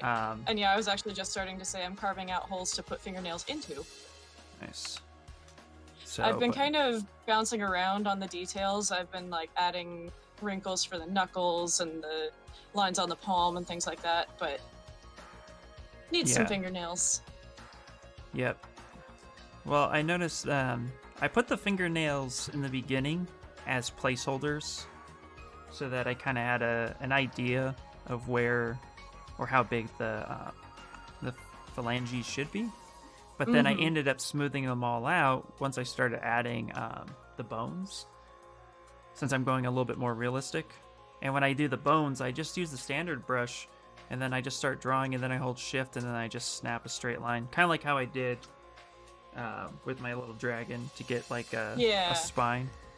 It just works so well.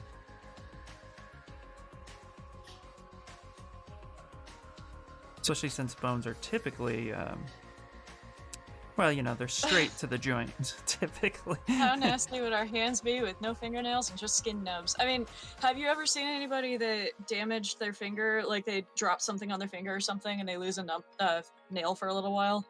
It's creepy. Yeah. I knew don't somebody like that. I knew somebody in high school who she had the tip of her finger chopped off, and so her fingernail curled around the palm of her. So she had like this natural hook, and 1 year she went as a witch and she grew it out so it looked like a curved. And it's just like it's pretty freaking awesome. But yeah.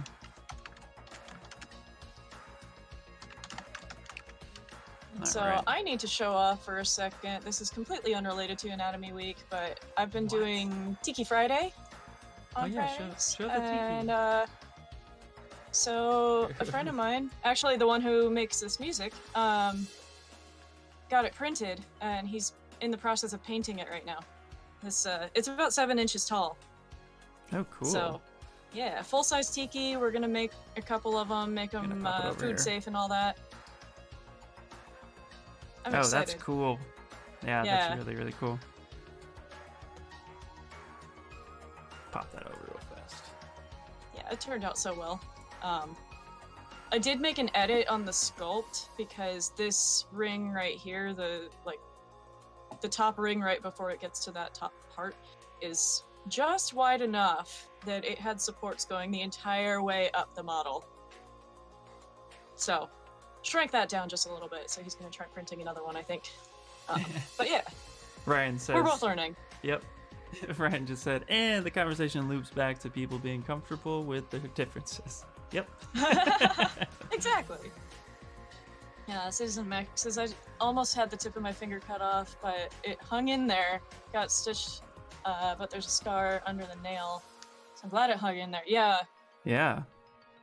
That's crazy. My brother used to work at a deli, and a lot of people working at said deli lost fingernails or tips of fingers or sometimes more than that to the meat slicer. Yeah, I hear that's very common. Yeah. Okay. Now adding in some of the fun little Good job, little finger. Yeah. Yep. Just like the cat on the tree branch. Some of the palm lines here. Before I get to the fingernails. I know I said fingernails, but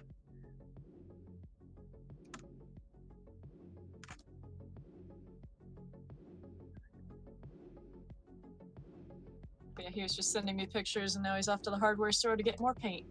Oh yeah, get that paint.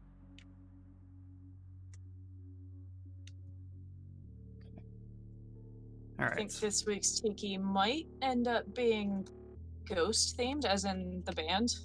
We'll see. Oh, cool. We'll see what I'm feeling on Friday. I still haven't sculpted a tiki. No. How dare you? No. Let me get through this. Let me get over this likeness. Right, I'm really, yeah. really eager to get Do the this paperwork likeness. first. Yeah, well, I'm really eager to get the likeness done because I want to do a good job on it. I want to learn that skill set so that way I can focus on getting more work.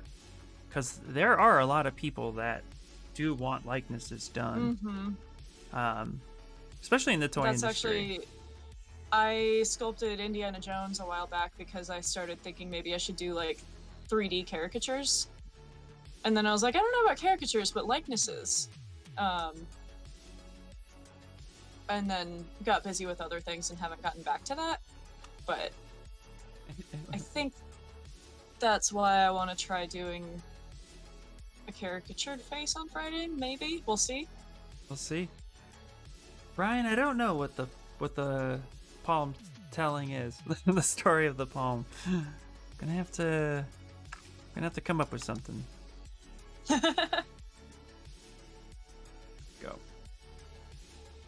Okay. All right. Maybe they should point that hazard out. Oh wait, I think we're talking about the meat slicer. Yeah. Oh, no, I worked in food. They have no problems telling you that you can get hurt. Yeah. I would say the best industry, if you want to really like kind of sit in on a safety lesson and kind of get really scared, is in aerospace, because there was we had a safety guy. His name was Ken. Ken was a great guy, but he would come in and he would just be like, "Okay, guys, I'm going to tell you something. Lockout, tagout is very important, and if you really want to know how important it is, let me tell you a story." And then he'll proceed to tell you a story about how a guy got crushed by a hothead press, or how somebody fell through 3 stories and was impaled at the bottom, or how somebody got their hand degloved. Like, he will end not only... Oh god, the hand degloving kind of freaks me out more than any of the rest of that somehow. And then if you think that's worse, then he'll start showing you actual photos of past employees that did not follow procedure and got hurt really crazy. So, so like, I feel like the aerospace industry prepares you for everything. Arvin says, I got an animated tiki I did a long time ago. Very cool. Yeah. What kind of animated tiki? So yeah, it definitely gets weird fast. It's weird. I'm not squeamish about most things. So much so that I considered going into medicine. I wanted to be a surgeon at one point. The one thing that does, well, 2 things that do get me. Anything involving nails, like if somebody talks about losing a nail or like anything related to nail injuries, freaks me out. Okay. So the hand degloving kind of fits that. Yeah. The other one is anything related to eyes and like eye injuries and yeah. Other than that, like, I don't get squeamish at all. Well, that's good. Snickles just say, well, that's what happened to this poor little hand. It once had a body. Yeah, we just took it on off. Oh. Safety first, or I'll show you my other folder. Oh, well. Yeah. Here we go. It's a stone tiki I did for my personal game when I went to school. Very cool. When, I think it was Batman Pop-Tarts. When he first said that he wanted to do the Tiki Friday thing, My first thought was Crash Bandicoot. Oh, yes. Oh, yeah. Shit, yeah. I love Crash Bandicoot. If you didn't know, now you know. See, I grew up on Nintendo, but I did get to play PlayStation a little bit later. I got a PS2, and we got all the old PS1 games because backwards compatibility used to still be a thing. It used to be, yeah. Yeah. Whatever Alas. happened to those? Now they want more money. Yep. That's where Xbox is ruling the roost. Mm-hmm. Snickle They're- says, I couldn't even watch House because I don't like medical info. I know people that, like, yeah, if they even hear the word hospital, they're like, nope. Yeah. See, that stuff doesn't bother me too much. Like, I'm not squeamish with that. It's just if I don't have to watch it, I won't watch it. Right. Please no. Please, Ken, do not give us your safety videos. Yep. Well, the best part was one safety lesson that they had to sit in on. It wasn't a funny story, but the way he did it, it made us kind of laugh, and then he got angry at us because he was talking about safety, and then he had said there was a guy on a forklift on the roof, and then whoop, he just fell off. What? And then Why would you be on a forklift on the roof? We asked the same question after we settled down but apparently there's there's big companies that like do smelting and do all sorts of stuff. Mhm. And a roof, and what you're thinking of is like, a typical industrial building, but there Yeah. are some places that are massive that are like almost like parking garages on top there. But it was his action. Not only did he say whoop, but he like emphasized it high pitch, and even did like a body motion like, and so we all just started laughing. He's like, "It is not funny. It is not funny. You guys do not laugh at this guy's expense." And like, well, then of course my You dumbass did was it! like, but then my dumbass, I was like, "Did he live?" And then he was like, "Yes." Everybody started laughing more, because then it's like, okay, we're not laughing at a dead guy. Now we're just laughing. Right. But still, it was like, I'm like, you're the one who said whoop. There it is. Like, Right. that's not our Oh fault. no, Dude. Citizen Mech. Citizen Mech just looked up what handy gloving is. Oh, I'm really If you don't know sorry. what it is, I don't recommend Googling. Yeah. I can only imagine what kind of pictures would come up. Am I excited for the new Crash? I am excited for it. I am also excited to have more money so I can pay for those things. That's always my go-to, guys. I need that money. But yeah, I am excited actually. Since I'm furloughed, I got my first unemployment check today, and it was bigger than what I used to get when I was an assistant manager for the caricature company. Wow, isn't that That's something? how bad I was paid there. Wow. I was in charge of 65 employees, and I was working 60 plus hours a week. And my unemployment checks now are more than I got paid there. That's insane.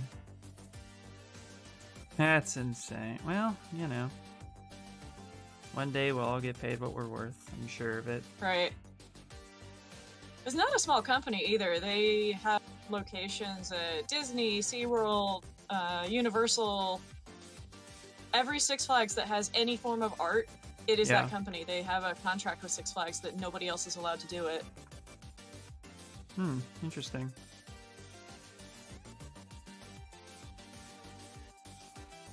Susan Max says, I used to handle this stuff till my mom had a first aid class, and then she showed me a picture of the makeup. Oh no. If you guys want to Google Injury- the gloving, go right ahead. But I warn you, it's You pretty might want crazy. to have like a if you gotta, if you might want to have like a bucket to throw up next to, or if anybody here is squeamish, do not look it up. yeah. Injury was open wound in her eye socket. Oh no, no, no, no bueno.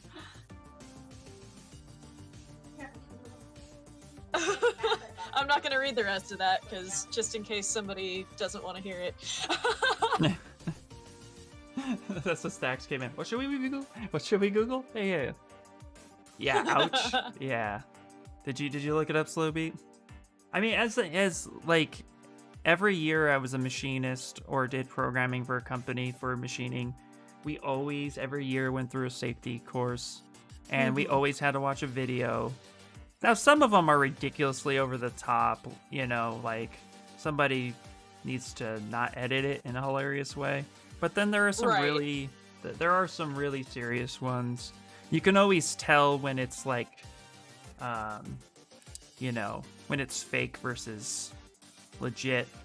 And aerospace companies always thought, we'll show you the legit ones, at least the ones I've worked for. So when you're looking at real injuries, you take it more seriously. When unemployment money was no joke, when they were bringing people back to work, they decided to give out some cash each week to convince people they want to work instead of just staying on unemployment. I believe it. Yeah. Oh boy, crash there's a racing. car alarm in my neighborhood. Go off, Ian, you're the best at it. I love Crash Bandicoot Racing. CTR is one of my favorites. Yeah, we got Crash Team Racing before we ever got any regular Crash Bandicoot games. And honestly, I prefer it to... I don't remember which Mario Kart was out at the time, but I prefer it to that version of Mario Kart. I think they're two different experiences. They are. But yeah, like if I play CTR, going back to Mario Kart throws me off. Like I have to kind of like space it out in between, because the different configuration of the controllers, also different mechanics.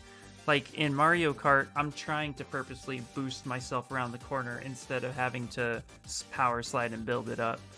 Right, and also like even just the starting line in Mario Kart, you want to get right at that last second so you get that extra boost. Right. But I don't think Crash had anything like that. I can't remember. They do, but it's in Mario Kart, you have to start accelerating at the 2 second, like it goes 3, 2, 1. So right at the 2 second, you have to start accelerating. Where in CTR, you get when you rev it up, it actually gives you a red bar or a red line, and you have to get it right at the red line. But before it becomes, it's weird. Like you have to rev it up at the right time, or else you blow out, or you don't hit it. So you have to, your timing is way harder to get. But once you get it, it's a lot easier. And I guess that's with everything, right? Yeah. Yeah, that just made me think of the movie Edge of Tomorrow. I haven't seen it. That's the Tom Cruise one, right? Yeah. Emily Blunt? Is that who it was? I think it was. I think it was too. I know of the movie, I just have never seen it. Yeah. That's the difference. It's highly recommend for anybody who likes video games. Oh yeah, because he's like respawning when he dies, right? Is that Edge of Tomorrow? Yeah. Okay. I think they also called it Live Die Repeat or something like that. Like they changed the name at some point in production, and I don't know. But yeah, it's one, I would say it's kind of underrated, and two, if you like video games at all, it's really good because it's just like you can see him progressively getting better at things, and like he can't get past this certain thing, but then once he figures it out, he can get past it every time. Right. And it's just like a game. That's cool. That's really cool. CTR Mario Kart. So, should we talk about privately? Absolutely. Baby Park is one of my favorite. Baby Park on 200cc frantic items. Good luck. Oh, that's what you meant by Baby Park. I was just like, what? Yeah. Oh man, that map is insane. I love it, but it definitely it's a lot more luck than it is skill. But there are ways that you can definitely like improve your chances. But yeah, it's definitely like good luck. Especially if you're playing with a bunch of people who are really good at the game. So. I only ever played with 2 other people, and the rest would be computers. But like playing it on the top CCs, and it was insane. Yep. Eva, you're back. What about Ratchet and Clank? The original Ratchet and Clank, I loved it. I didn't play it as much. I was more of the racer game, but even then, only specific stuff like CTR, Mario Kart, maybe Crash Paradise, Need for Speed a little bit. But then I was also more into fighters. But Ratchet and Clank, I got it for my middle-aged brother for his birthday once, and he liked it. I was always more into platformers and puzzle games, so like Zelda, Mario, Yeah, Zelda Spyro. was... Yep. I love Spyro. I hit an RPG stint, but Zelda's a league on its own. I don't classify that as anything but Zelda. My very first video game ever was the original Zelda, the gold cartridge on NES. Yes. And because of that, when I got accepted to grad school for game design, I got a tattoo of the Hyrulean Royal Crest. Cool. That's really cool. Yeah. A big fan of Zelda too is Death. Death loves Zelda. My favorite franchise ever. Okay. Oh, they put the re-release on the Switch? I didn't know that. Yeah, I have it. A friend of mine got it for me for my 360. Or, no, Xbox One. Yeah. This is how much I play consoles. I forget which consoles I have. My Xbox One is currently in its box because I don't have a good place to set it up at my desk the way I have it right now. Yeah. I also don't have speakers for my monitor. Like, I would have to do a whole different setup. But, yeah, my Xbox One is a side table for my couch. Ah, there you go. Yeah. Hey, whatever works. But I did play Reignited for a while at his house when he got it for me. I took my Xbox over there to play it. Oh, cool. Yeah, you gotta, if you want to go back on some classics, the Switch has a lot of good classics on Nintendo Online. Yeah, I didn't realize they would have put it on the Switch, but I guess it makes just as much sense as putting it on the Xbox. Yep. Jack and Dexter? No, I don't think I played that. All I need, wait, let's see. It's based on a comic, yeah. All you need is kill. I don't think I played that one. Citizen Max says, I'm hearing you talk about what genres you used to play, and I'm wondering what's mine. Basically every genre. Well, I guess I had a problem.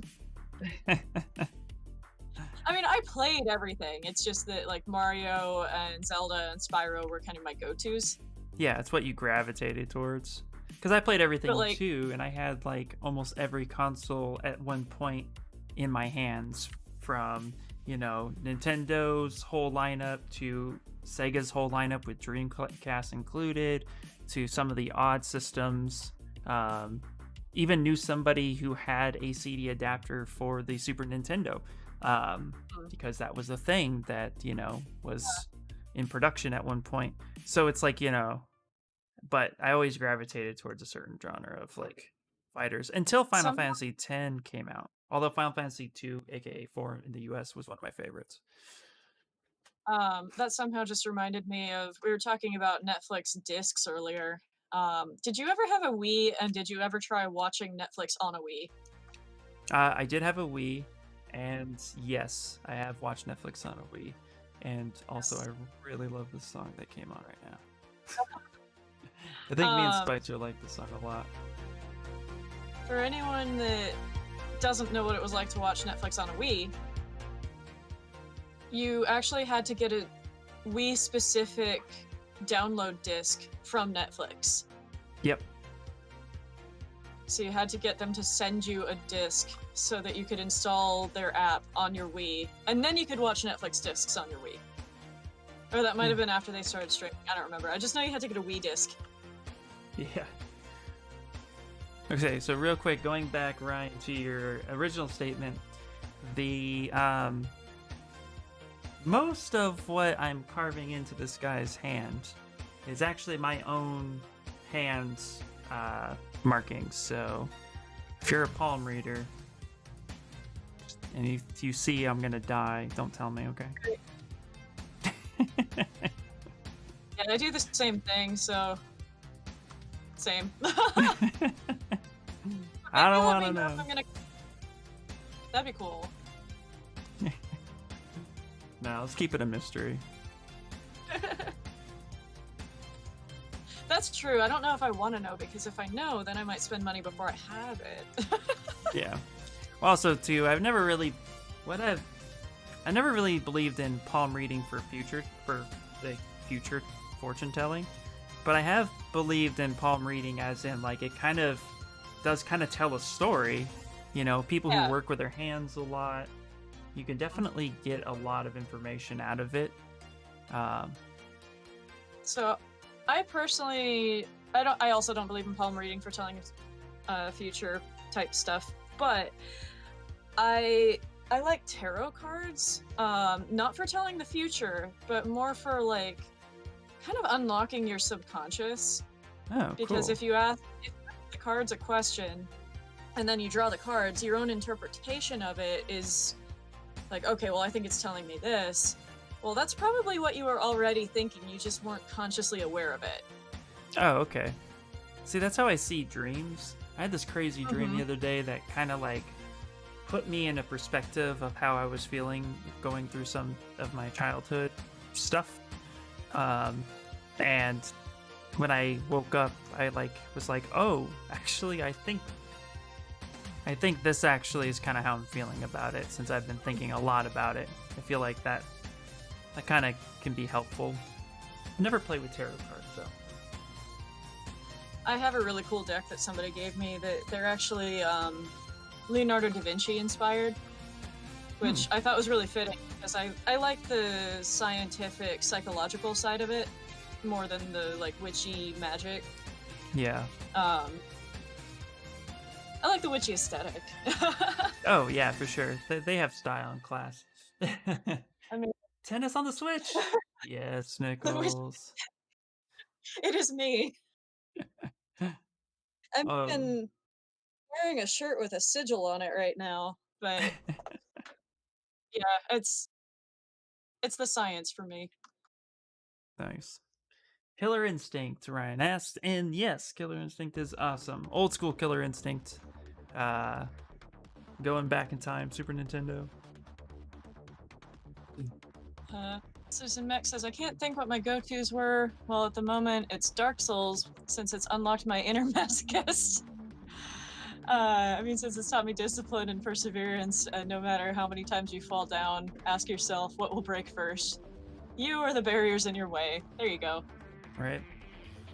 Alright, I'm gonna use Smooth Peaks real quick, so I can smooth these lines without smoothing them too much.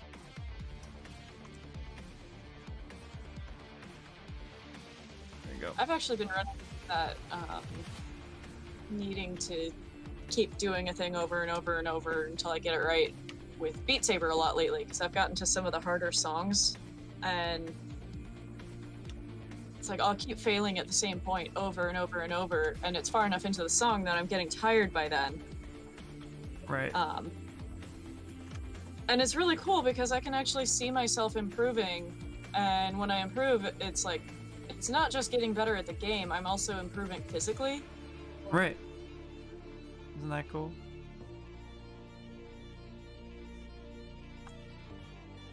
It's kind of how drummers. I have more adrenaline, I have more energy now, or stamina. Wow. Okay, this is helping. That actually is how drummers feel. I played in a band for a little bit, and we played for 8 hours straight in practice, and then the next day, after having a great night's sleep and stuff like that, I felt super refreshed. And then, I just felt like, oh, I can do this all day. Yeah, I never played a drum kit, but I was in drum line when I was in high school. Ah, so, yeah. So you know. Yep. Played a bass drum. I was an Energizer Bunny. Woo! If you look at palm readings as a prediction based off of past experience, you can have a lot of You can have a lot of how you emotionally react in the palms of your hands. Interesting. Have both of you studied game design? Studied vaguely, yes, but practically no. Not for me. What about you, Kamara?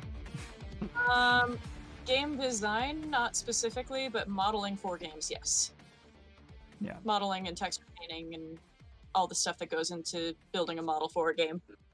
Yeah. I took a seminar on game design to kind of get an idea of how it was, but I did not like crunch in on it and try to go that route.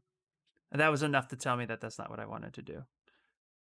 I've realized over the years that, and I kind of knew this about myself when I was in grad school, but I didn't know how to word it. But I'm more adept at the creative problem solving that comes from like trying to model and retopologize and all that. So like if somebody gives me a concept, I can build it and make it work in a game. But I'm not so great at the ideation, so the actual design. Right. I'd rather let other people design the thing and then I'll build it. Yeah, that makes sense. All right, I got Stream Raiders, and this is my palm so far. Oh, this is my hand so far. Let me reiterate that. I'm actually going to go real quickly to preview AO, just to give some depth. It just looks cooler anyway.